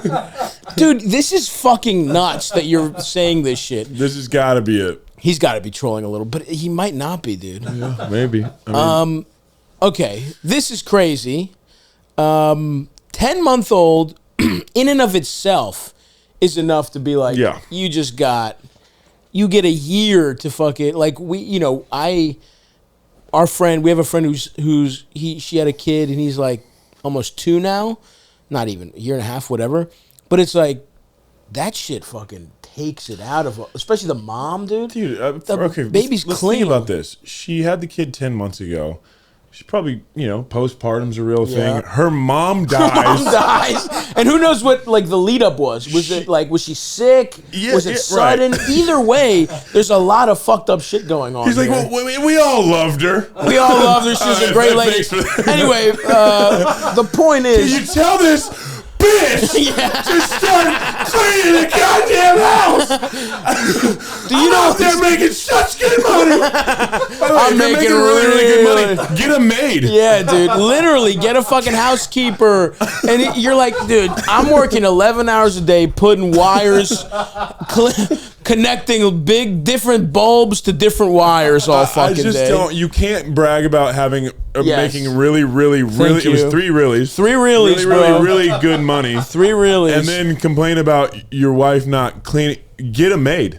Get a You maid. could- I think Child a care. maid like 2 days a week Exactly. would maybe cost you like, Yeah. I don't know. Blake hasn't done a I don't know, chore in depends on- fucking 10 years. He has no idea. He Depends on where he lives, he has dinner. He throws the plates on the ground. A small El Salvadorian woman comes up. I'm sorry, Mr. Blake. I'll be faster next time. So he has no concept of what that costs. You're talking to somebody who makes some money. Not quite your money. Yeah. But, get a maid. He's like, maid Get 2 5 times a maids week. that live at your house. They never leave. It won't even cost that much, dude. That's probably Won't 1 day of cost work. that much. What did it cost? $50,000 a day? Who cares? Yeah, I mean, dude, there's always going to be lights to fix. Yeah. Why don't you do what I do? Fucking sell some vitamin water. They'll pay you a couple $1 million. Go jump over a fucking Kia. Get $10 million out of it. Dude, this is such an easy. It's so funny. this guy's like, hopefully your guest has kids. I couldn't relate to him less. I have kids. Yeah. Dude, I mean, what are we doing, man? Yeah, like maybe. Go train. Yeah. Go put your name in for the draft. Get drafted #1. Go play for 14 years. I promise you. At that point, you're probably going to leave her, to be honest. Yeah, gosh, I don't know. Yeah, dude, I don't know. just stop being a piece of shit. Your wife is up against so much right now, or not even. That's the thing is with this guy. He's just hinting at not wanting. There's just like little breadcrumbs of him.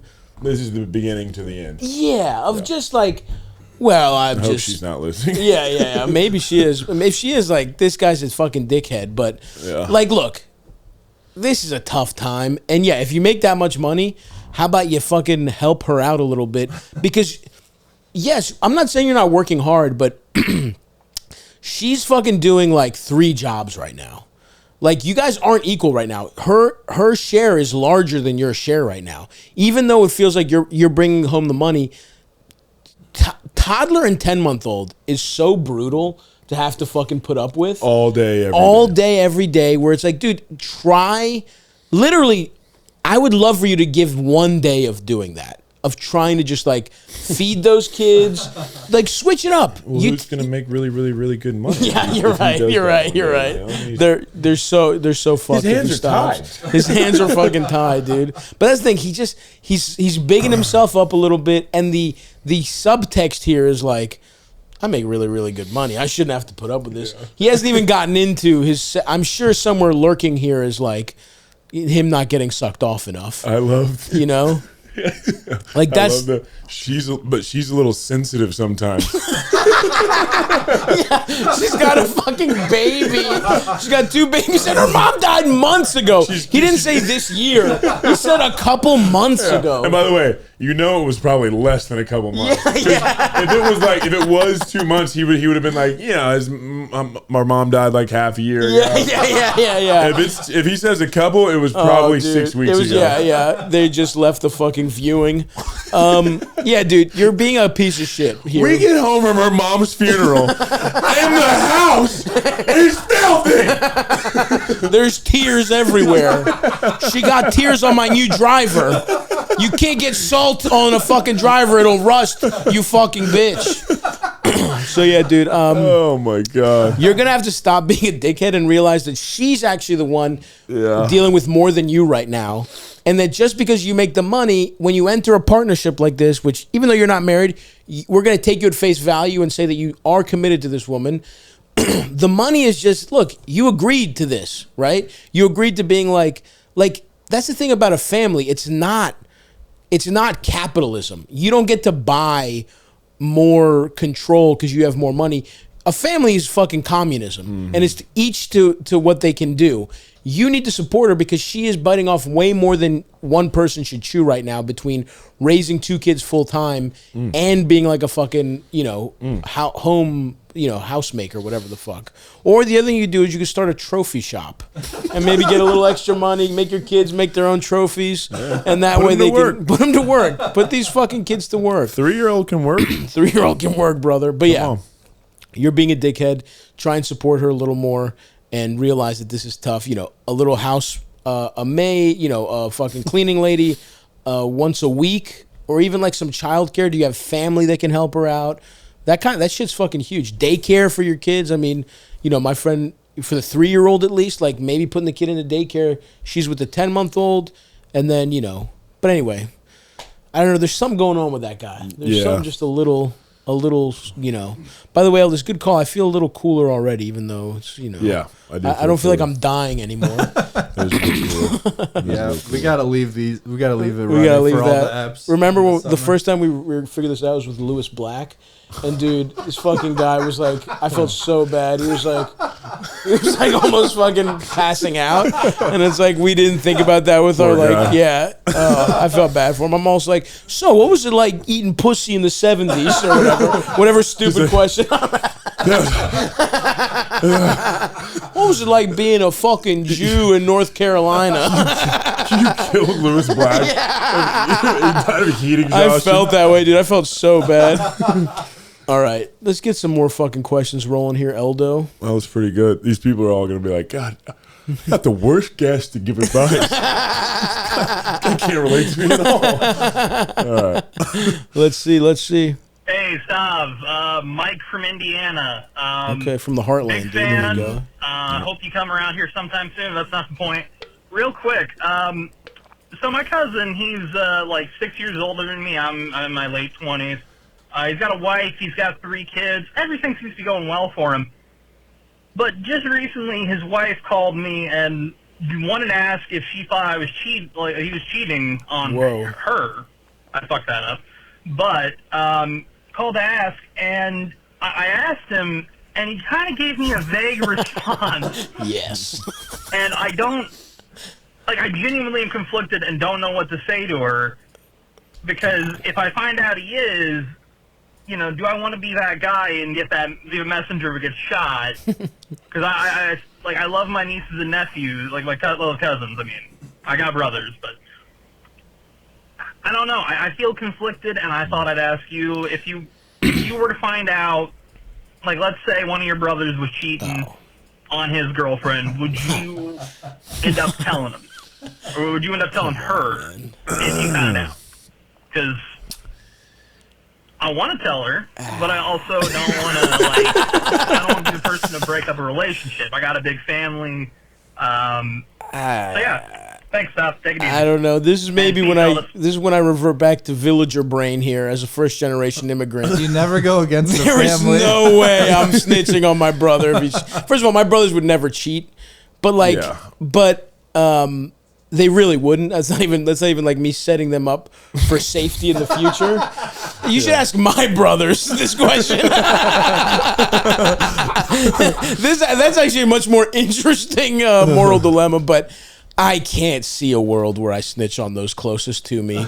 Like, even we've talked about this with, like, you know, obviously with my, like, I shouldn't be on the record with some of this stuff, actually. But no, don't. I wonder what, I wish he had said what the vague response vague thing was. is awesome. A vague response. He calls him like, hey, you cheating? Yeah. His cousin was I just mean, like, dude, cheating is. what is cheating? What's cheating when it comes down to it? I love my family. I'm here for my kids, and you know, I'm dedicated to this family. Like, that's awesome, and good for him, by the way, for not. Here's the thing. Your brother your brother's a fucking good guy. Cousin. Because is it his cousin? Yeah, cousin. Cousin? It's his cousin. Still, cousin. 6 years older. He seems close enough. Mm-hmm. My cousin would definitely cheat on his fucking wife, but he's not married. He's just a 40-year-old fucking lunatic in Greece that's just been getting pussy his whole life, has no plans. He's currently in a production of Shrek the Musical in Greece. Yeah, That's incredible. he's Where the in man. Greece? In Athens, dude. In Yeah. Athens? That's awesome. Dude, if you're ever there, I can get you some tickets, bro. If you ever- I actually might be going this summer. Dude, my cousin would be like, what? Like, he's a big sports fan. He'd be like, Blake Griffin wants to come see me play Puss in Boots I'm and like Shrek the front Musical. row. Like, I dress up. Which character is Yeah, I believe. Well, I don't know what he's playing. Last summer it was Puss. It's supposed to be Puss in Boots, but I dressed up as Puss. He dressed up as Puss. Him and Elle just hit it off in Greece. They couldn't really speak to each other, but we had a great time getting fucked up at the awesome. bar. He's the man. You can speak. I can speak. I'm fluent in Greek. Love that. Yeah, dude. I'm considering. I don't know if this summer I'm trying to decide if I want to go to Greece or if I just want to, like, I don't know, go to some fucking sick beach here and, like, keep it a little more low key. Yeah. Maybe. I think I might go to Greece this summer. Oh yeah, Yeah. nice. What? Anyways, yeah. Yeah, so we'll get you some tickets to Shrek, and but yeah, dude, I don't know. Sorry. Anyways, back to- Well, now, Blake, you've never experienced any, as an NBA player, you don't know anything about covering for those close to you when they're cheating on their wives or girlfriends. Yeah, I so gotta be honest. certainly you can't. on this one, I'm kind of out. I don't really have any experience on this one. Yeah, no. Also, my cousins are great guys. Like in the NBA, the guy who doesn't cheat gets made fun of, right? Like the guy that's like, fucking pussy. Nobody trusts the guy who doesn't cheat. Yeah, it's like Serpico where he won't take the money. He's like, fuck this stripper. Fuck this stripper so we know you're cool. And he's like, I'm a Christian. I'm a devout Muslim. I can't. Fucking pussy. Get him out of here. Get him off the team. Was there like a team that was known as like dorks? Was there ever like a city where you're like, those guys are NBA? fucking losers? Yeah. No, yeah. because it's like everybody's from Everyone's so all over the place. intermixed, You know what I yeah. mean? Like, I just wonder if it would just be so funny if there was ever like, because I feel like if the star player is like a low key guy, it could theoretically. I feel like maybe the Spurs. I wouldn't say nerds. Sure. No. It's fair. But like, You I can't. think they were definitely more like they were much more normal. Sure. Like, I just feel like Tony Parker got up to some funny, Yeah, I mean, some interesting little stuff over there. I'm like, dude, those were the best guys. And it's like, yeah, the one of the best players had a known affair. Like, oh shoot, yeah. Oh yeah. But if I'm not gonna, if they're not the example, the year then he was I'm in not gonna Charlotte, follow. you're talking about. Yeah. But yeah, I guess Tim Duncan it was interesting because he was like, and and then he retires and like grows fucking braids and like Yeah. gets He does up, like goes to MMA. I like think he's doing it. does Muay Thai or whatever, Muay Thai. Muay Thai. Yeah, he gets fucked does up off Muay Thais. every day. But yeah, dude, I do think at the end of the day, there are certain things that are not your business. I'll put it that way. Where it's like, I would be devastated if somebody close to me that I let into this inner circle, even if I did something bad, you can't snitch. You just can't snitch. It's not your fucking business. If he's up to, like, look, it's different if this guy's up to no good here and he's like a real piece of shit and his life is, if this is a, you know, he's openly cheating, he's fucking doing drugs, he's not providing for his family. But, you know, his relationship with his girlfriend is not really up to you. And, like, look, people break up, but family, in theory, should stay where it is. And so, I don't know. It's interesting. Go ahead. Oh, I was just gonna say, it's like if they split, she's gone, and you don't want to deal with her, but he's still your cousin, you know. Yeah. So Yes, that that's a alone very is good like point. Absolutely. Default. And they probably will, it seems like. Also, This it's guy's kinda- acting like Bill Clinton on the stand when you asked him if he's cheating. I think we know where this is going. Also, it's interesting that she felt comfortable calling him. True. Like, wouldn't you just kind of do your own digging Totally. before you went to a cousin? But you know what happened here? And this is what it is. This woman has good, here's my hunch. She's got a good sense of who the weak link in the family is. Because this guy gives off pussy snitch vibes. She looks around and everyone else is buttoned up. But it's like this fucking guy's like got sweaty hands, you know. He's got his polo tucked in at the fucking at Easter. She knows he's easy pickings. Like, where's my cousin at? He's here. He'll be right. He'll yeah. Yeah, dude. He's around here somewhere. He's definitely not in his car in the parking lot behind Denny's. Yeah, so dude, you can't snitch. I'm sorry. Next man. question. I think, yeah. You can't snitch. No. What else we got? Hey, Stav. Basically, I'm a 25-year-old man in a relationship with a man. We've been dating for like 5 years. Nice. And he got like top surgery like a year ago, which Nice. is like awesome and stuff. Because, you know, it's like really good for his self-confidence, and, you know, I've been very happy to like see that. But basically my question is, or I guess my problem is that, like, I miss his boobs sometimes, you know? Like, they were just great little, Yeah, that's tough. great fangs, you know, like a good old handful, Believe you me. know? And, like, I'm very happy with, like, what's happened or whatever. It's awesome. Sounds like it. But sometimes I miss him, and I don't know how to, you know, come to terms with the fact I'll never see them again. And I'm, like, in this for the long haul, you know? But, like, anyways, that's a problem where I feel very guilty about missing them. Anyways, thanks, man. Thanks, Stav. Thanks, Elvis. Thanks, guest. Bye. Yeah, that's tough. Question. Yeah. He's in a relationship with a man, Yeah, so and he here, got top surgery? so it seems like his boyfriend's trans. Yeah. And so he got his titties chopped Oh, okay, off. I got you. So maybe when they started dating, his boyfriend was a chick. You know what I mean? Yeah. Which, look, that would be a very tough loss. Yeah. So this guy, our caller here, I don't know if he's gay or bi or whatever, or just a pan person who's just Yeah. I can fall in love with a human. Yeah. And here's the thing. This is putting that kind of thinking to the test. Because a lot of people will be like, I just fall in love with the person. You might need titties in your life. It's a possibility. It's a possibility. You have to be honest, because you're not doing him any favors. If you know you want tits, you don't want to build a whole life with this guy, and then he gets a nice cock, and you're like, I miss this pussy. It's like, dude, you might need tits, and that's okay. You know what I mean? Like that's like a possibility if you're feeling real guilt. But he says he's in it for the long haul, but I guess it's like, are you? because it's okay to be supportive of a person you love and want them to transition. But if it's important to you, or this could just be the thing bi people, because I would assume if you're a bi person and you settle down with the one, you're occasionally going to miss the other. You know what I mean? Like if you're a bi girl and you marry a woman, you might want to get some dick every once in a while. Or you marry a man, you might want to suck some clits every once in a while. So it's, Yeah, it's like, I don't know. It's interesting because it's like you knew that he's trans. Yeah.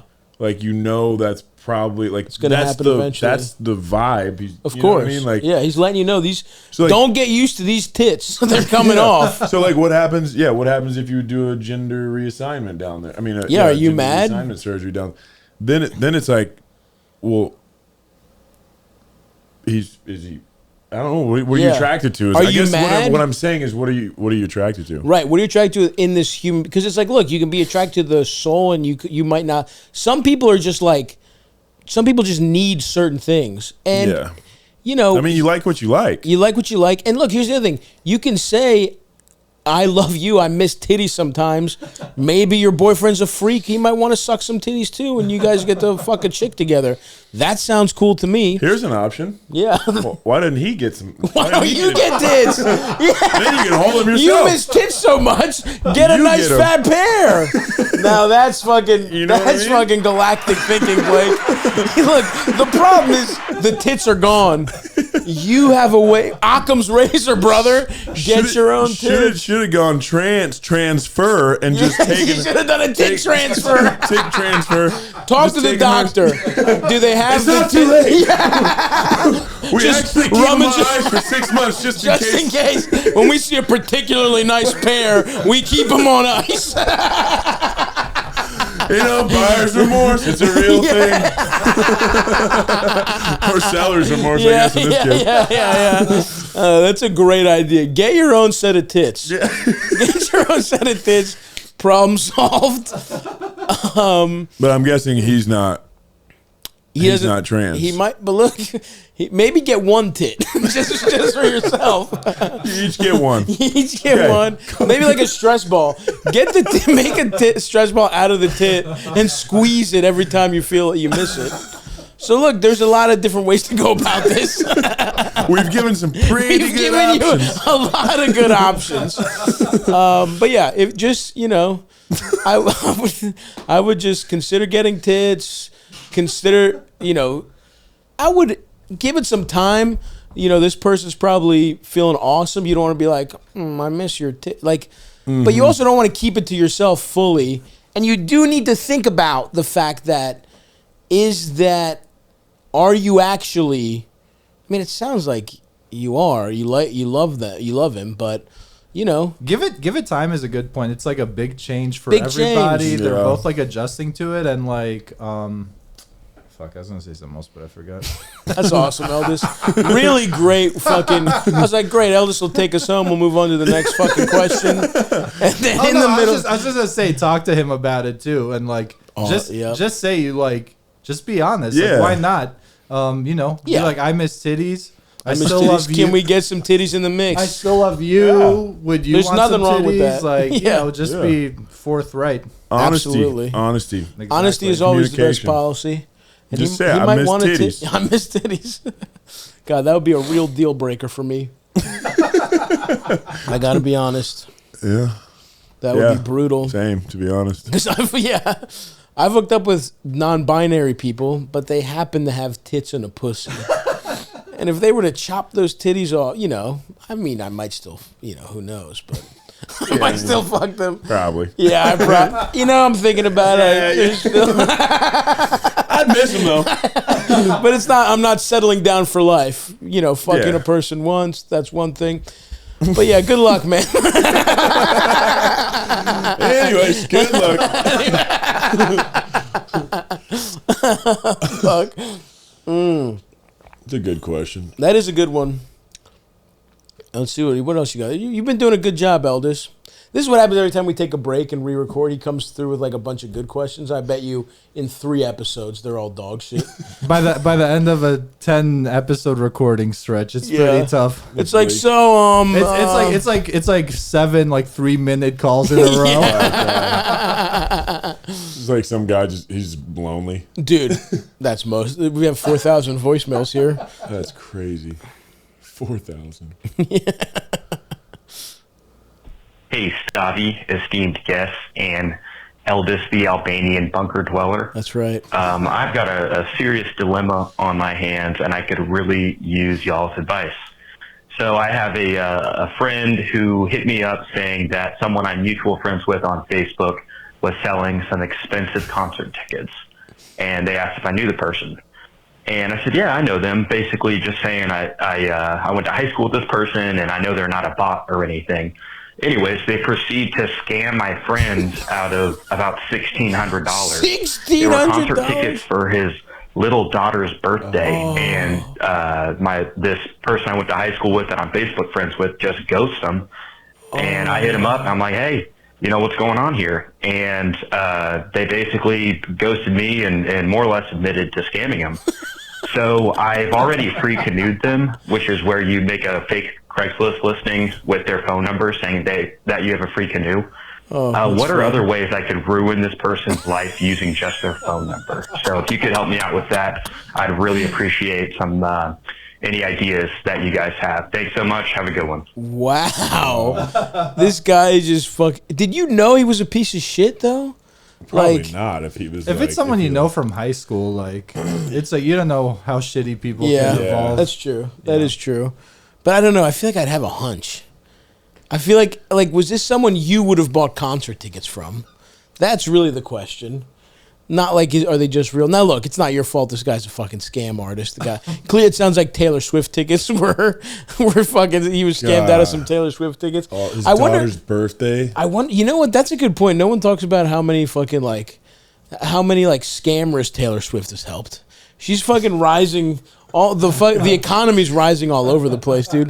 A lot of guys with neck tattoos came up thanks to fucking fake Taylor Swift ticket links. Okay. Ways to use their phone number. You could call illicit. You could use their phone number. You could call into, I wouldn't say drug dealers, but maybe like a massage parlor, let's say, without too many women reviewing it. You know what I mean? Circulate his number, text a bunch of places, and ask for, get him on like the happy ending registry.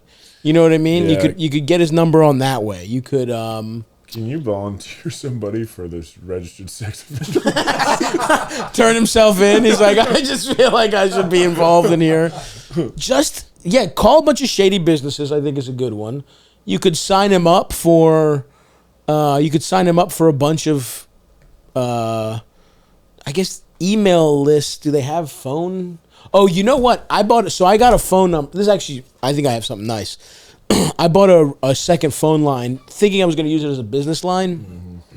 I'm still not doing shit with it, but I have it, and it was clearly some old guy died because he had like some old like lib because he had like subscribed to every single like Nancy Pelosi text alerts. That's what happens to me. Like, dude, I get it from the Republicans. Dude, it's so funny. Oklahoma number. Yeah. It's like, Kathleen, this is Donald Trump. Yeah. I need your help.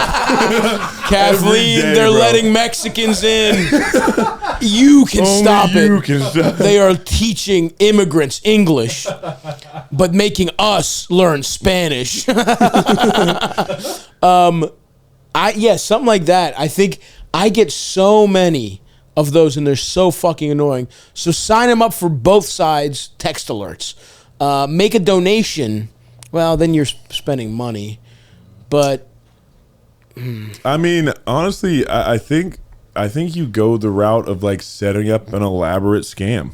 Yeah, I don't know how. You have to count. You have to Count of Monte Cristo him. Well, what about this daughter, this little kid? This is her villain origin story, Yeah, right? Yeah. It's really up to her. She probably told all her little friends that It's her really dad up to got her. tickets. Yeah. They were gonna go. It was gonna be like her best birthday. Can she ruin his life? Can she accuse him of some inappropriate conduct? 30 years later, it's like Kill Bill. Yeah. He's like, whoa, the Sublime reunion. let him think he's going to fucking. Let him think. Yeah. Here's what you do. Whatever high school reunion is coming up next. Yeah. Oh, true. You. I mean, I guess no. He knows that. I guess yeah. Okay, so next high school reunion, you get him back to the school wherever the reunion is. You get the daughter there. Right. You get him somehow.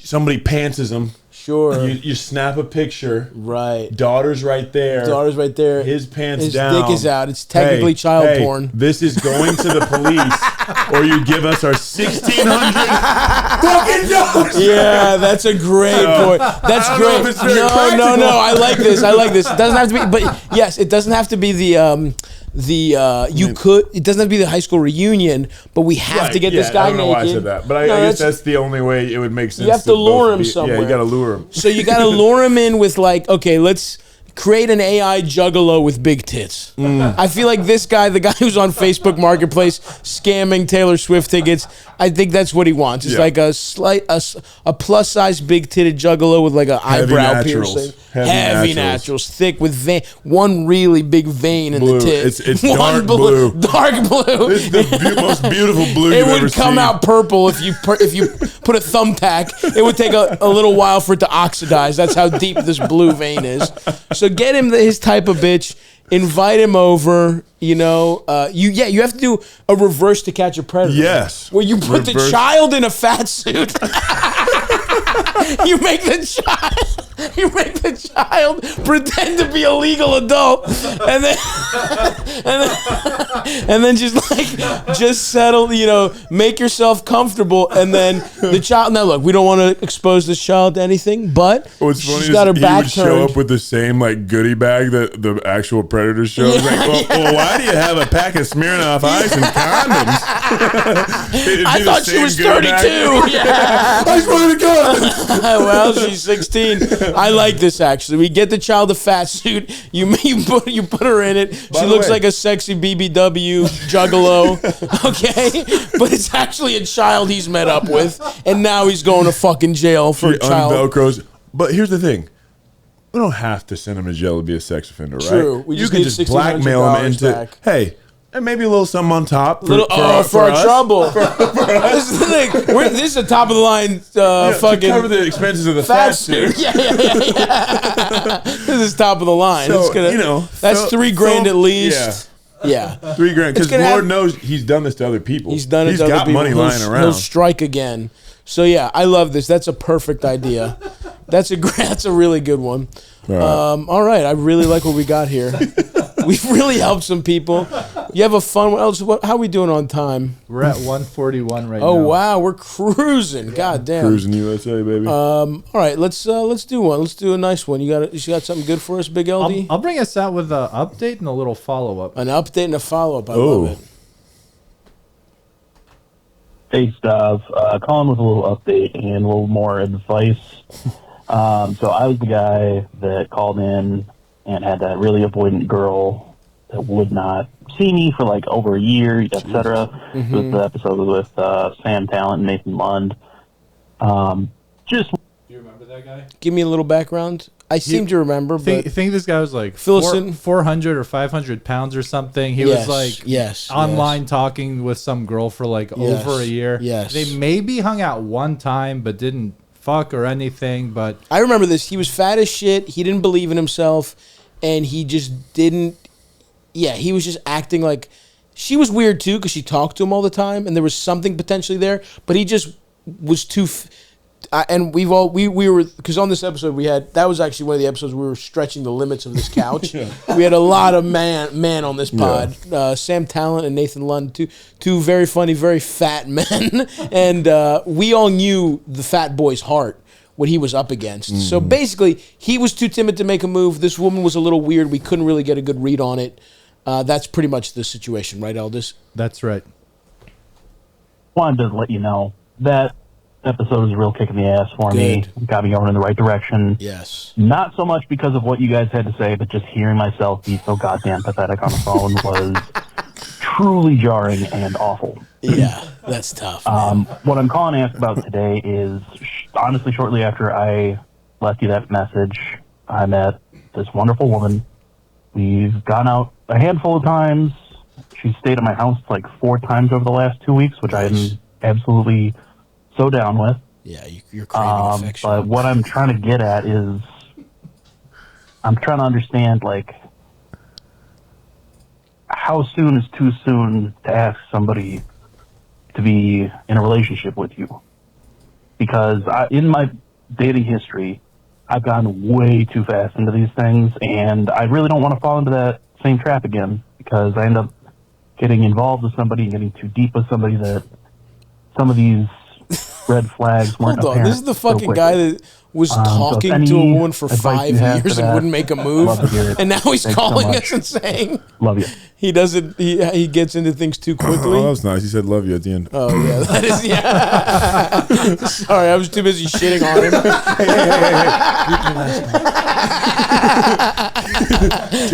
Dude, chill. He's fat as shit. He's fat as shit. His leg's bad. So, Eldest, I'm sorry. What did we? He was just talking. I remember that correctly, right? That's the call. Ultimately, his fundamental question was like, "What's up with this girl? Why does she continue to talk to me for over a year, but refuses to like meet up?" Right. They lived like I kind remember of far, this. Yes, but not super far. Maybe like an hour. Yes. I got you. Okay. And she was just getting him attention from him, basically. And I'll say too, I mean, obviously he didn't fuck or didn't even see that bitch except maybe the one time if I remember correctly, but that's still an example of like, rushing into something in a way. He put like all his eggs in like this anonymous like cyber girl like fucking basket. And how long ago was this? Was pretty recent. He's saying that shortly after that call he met somebody. Yeah, so this is a different girl. Right, I know, but I'm saying like, so how long do we think he's been with this new girl? Oh, interesting. He originally called in February. Gotcha. Okay, so yeah. I mean, when's this call from? April. Gotcha. Yeah. Okay. Okay, so or no, Monday. Damn. Her name is April. Oh wow. Very late April. Super late April. May 22nd. Kind of recently. Very late April is really funny. Turns out I was incorrect. Okay, I got you. So it's been months. Yeah, I mean, dude, pull the trigger. Pull the trigger. You're absolutely doing the wrong thing right now. By the way, if she's sleeping over multiple times a week. She also just might think you're in a relationship. Look, you're not a fucking cast. No disrespect. You're no Casanova. You're fat as shit. You've just been getting catfish for a year. She probably isn't too worried that you're getting pussy elsewhere. This is probably more for you that you have to lock her down. You know what I mean? I've been there. I've been on both sides of it where women were shocked that I was getting pussy and didn't want to be in a relationship. They're like, what? But I'm hot and you're a fat idiot. I'm like, yeah, sorry, babe. That's how society works sometimes. I don't know what to tell you. Yeah, I know. I'm kind of shocked my life works this way too, but it does. Hey, don't chop those off. Hey, you ever become a guy? This is over, babe. Yeah, pull the trigger, man. So definitely you can have the discussion. You should be like, I really like you. I love spending time with you. What's going on? I don't know. It's just that also is a weird thing to have to. It almost feels like a vestige of almost being young. Yeah. You know what I mean? Will you be my girlfriend? Exactly. It's you sort of are there, right? Yeah, for all intents and purposes, if she's like over every night, like you're in a relationship. Yeah, you are. Yeah, 100%. Yeah. So because like some people think like if you're dating, like if you're hanging out like that, you're dating someone that is by definition that is your you're dating, right? Like totally right? It is dating. It's just a matter of like going official, which by the way, that was something I clung to as a dirtbag where I was wrong about, right? Where it's like, I'm like, what do you mean we fucking, what? My girlfriend, what? Because we see each other 4 times a week? It's like, yes, I asked you to move in, but like, as a roommate. You have your own bed. Oh. Yeah, you don't sleep in it. Here's a way you could do it. Like, make up a little white lies, like, oh, you know, my brother asked if I was seeing somebody, and I was like, yeah. And like, oh, he asked like, oh, is it like a girlfriend, boyfriend? Yeah. And I was like, oh, I don't know. I actually should bring it up to her. Let's talk about it. I should ask her. Yeah. And that kind of takes the pressure off being like, so I was thinking. What are we? They're like laying there watching a movie, and he's got like a tray of food. Yeah. Sorry, man. I'm sorry. I shouldn't have said that. He's sitting there. He's eating an entire cheesecake. Hasn't cut it. He's eating it like this. Not a single slice. He's got an ice cream cake that he's got a giant spoon, a ladle. He's like, so I was thinking. He's mainlining a cheesecake. I don't know. It just kind of helps maybe like instead of having to just be like, are we boyfriend and girlfriend? Yeah, I mean, it's weird. I don't know not what that you should lie, but just like, you know, like. That's a good question because I've thought about this too. Because looking back again, I feel like a fucking idiot at how dumb I was. Where it was like, yeah, I was clearly dating someone, and it was almost like a formality to be like, we're obviously dating, right? And then I would be like, what? Yeah. No, what the fuck? Like, I've never cheated on anyone the way like rich people pay their taxes. You know what I mean? Like, technically, I've never cheated on anyone, but only because like, you know, I bent the rules to being in a relationship. You followed the rules by the book. I followed the rules by the book. In court, it would hold up. When did we discuss that we were in a relationship?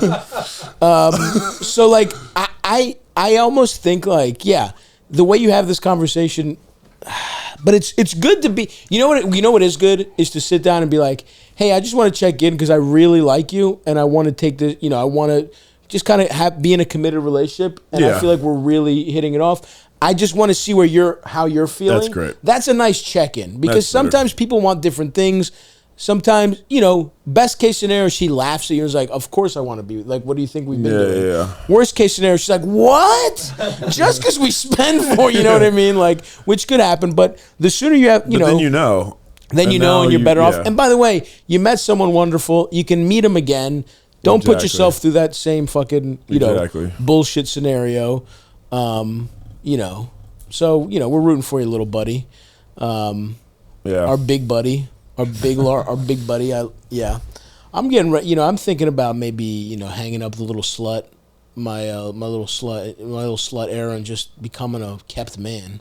I would love to have be in a nice relationship. So we'll see. And I won't behave that way this time.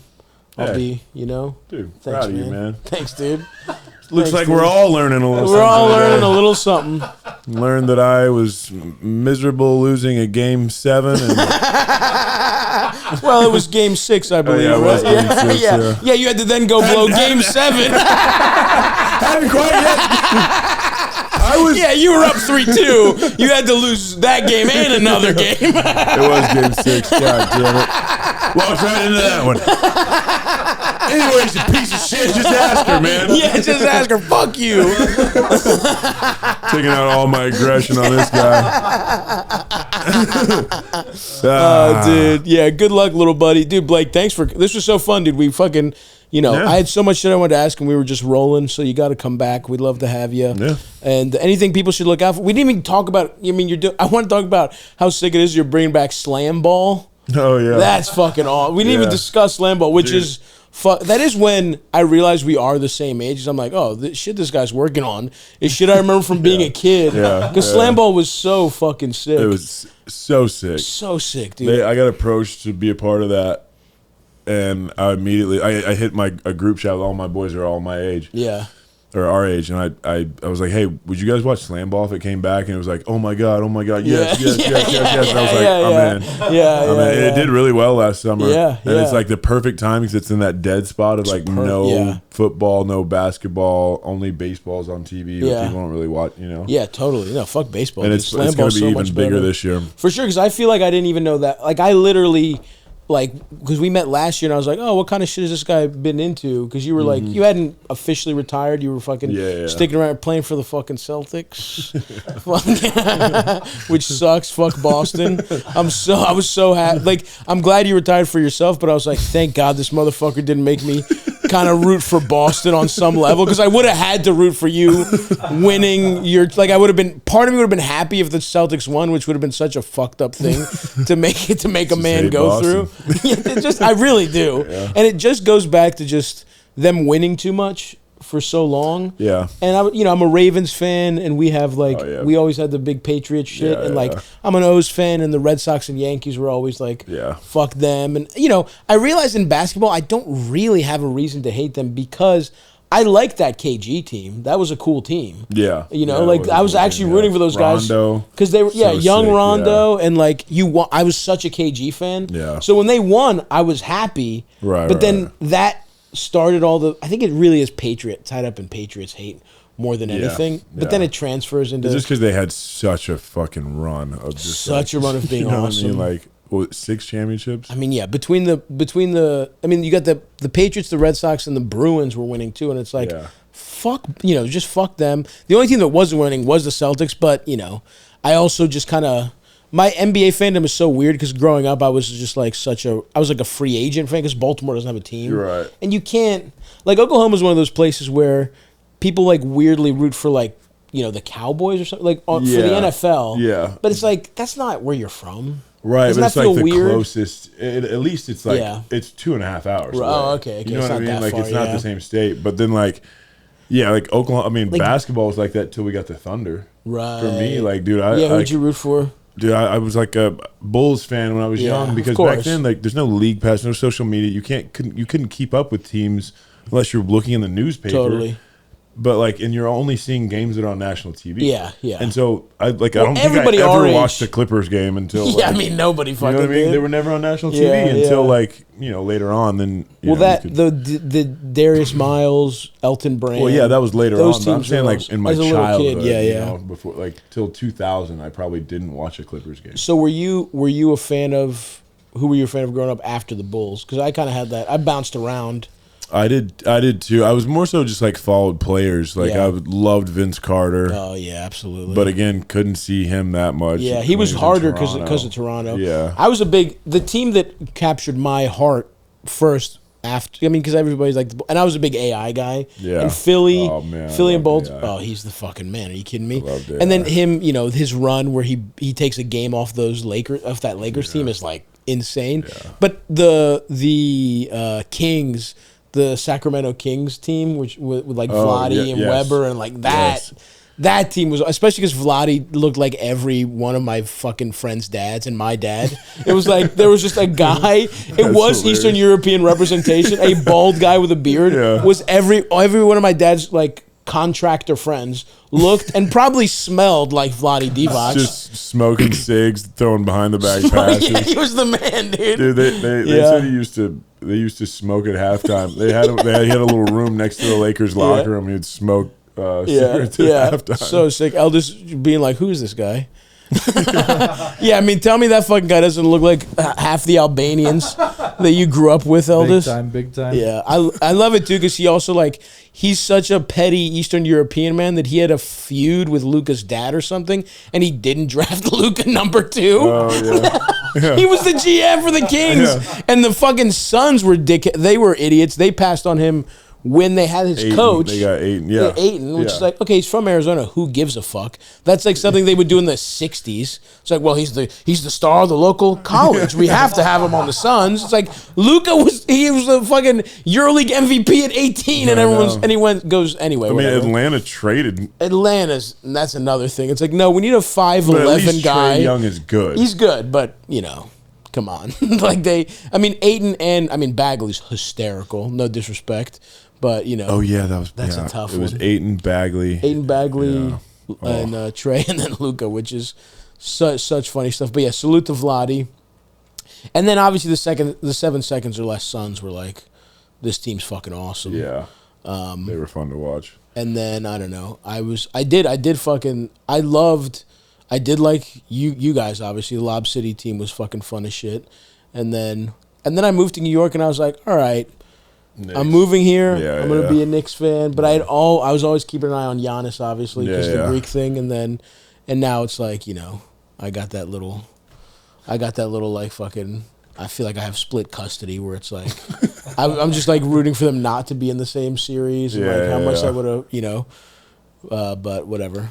But yeah, dude, you bring back fucking slam ball. You're fucking producing movies and shit, TV shows. Are you gonna do stand up again? Because you were doing stand up. I remember I had friends who when you went to Montreal. Yeah. Like I had a couple buddies that were at Montreal, and they're like, dude, Blake was fucking funny.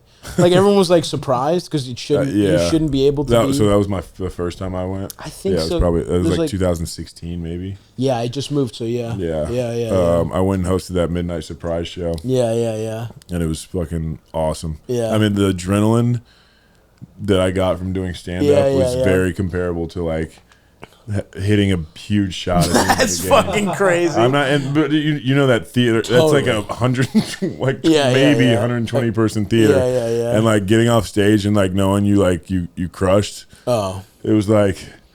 And then like I did night one, and then the next night, dude, the whole upper balcony was like agents and everybody was like coming to see. Wow. I feel like they were coming to see if I would fucking bomb. Of course. You know what I mean? Oh, because believe me, they were rooting against you. Oh, there's no way comics are like, handsome millionaire basketball player, he better be bad. Legit, if I wasn't an actual fan of yours, I would have been like, fuck this guy. But I was happy. That's why I'm weird about it now. It's like I write stuff all the time, but like I just like I don't know. It's like I don't want to get it. Let comics. Well, look, we were talking before, and it's like it's also funny to think about. You've been a person who's like worked out for like an average of 3 hours a day since you were 12. And so it's like this is the first we were talking about how you're like, yeah, I just didn't work. Like we were hanging out in LA, and you're like, I just didn't work out today. And you said it like it was like you saw like the eclipse or something. Like you saw like a shooting star. Yeah. And it was like, you were like, can you even imagine? Like you were telling me like what I've never, and I was like, holy, in that moment I was like, wow, we really have lived different lives. Because you were like talking about how it was like a novelty to not work out. And you're like, it was beautiful. Sometimes it feels good not to work out. I woke up and I was like, I just don't want to, I don't have it today. And I was like, oh wait, I don't have to. Yeah. And I just didn't work out. And life was awesome. Yeah, I was like, it's pretty cool. Well, here's what you do. You give it a second. You maybe get a little fatter. Yeah. Actually let yourself get fat. Throw on some weight. Do something weird with your hair. Let it get like a fucked up texture, too long. That place where it doesn't quite go down, doesn't quite puff out. You just gotta look weird and fucked up. It's just like it just exists. Yeah. And then just like you go hardcore steroids. Just absolutely yoked. Just yoked with a belly, and then just like where you can't even fucking move your neck. Next time I come on the podcast, I'm like but then you let your body break down after that, and then you just become like all fucked up and like, and then do stand up. You know what I mean? And then break your body a little bit. But I just remember being like, because I love the joke about how you're like they can just trade you, and it's like how fucked up the theory of that is. You know, where it's like you just sign up and you commit to something. They're like, yeah, you actually don't. You don't have to fucking. You don't actually get to be here. Oh yeah, so we're your good. wife. Yeah, your wife trading you. Like that was it. Was like spouses. If you could trade, if you could trade spouses. I committed long term to you. I always loved the thing. I think I did this in my first like 10 minutes that I wrote. Was like, you'll be walking down the street. Basketball is so funny that like somebody will just like yell out like, "Go Lakers!" And it's I don't give a fuck who you cheer for. It's like it'd be like if I saw my UPS guy and I was like, "Go FedEx." He'd just be like, "All right, I'm still gonna deliver. I'm still gonna do what I get paid to do." don't care if you like. It's such a weird thing where people think like that's like really getting me. Totally. And they're always like across the street. Of course.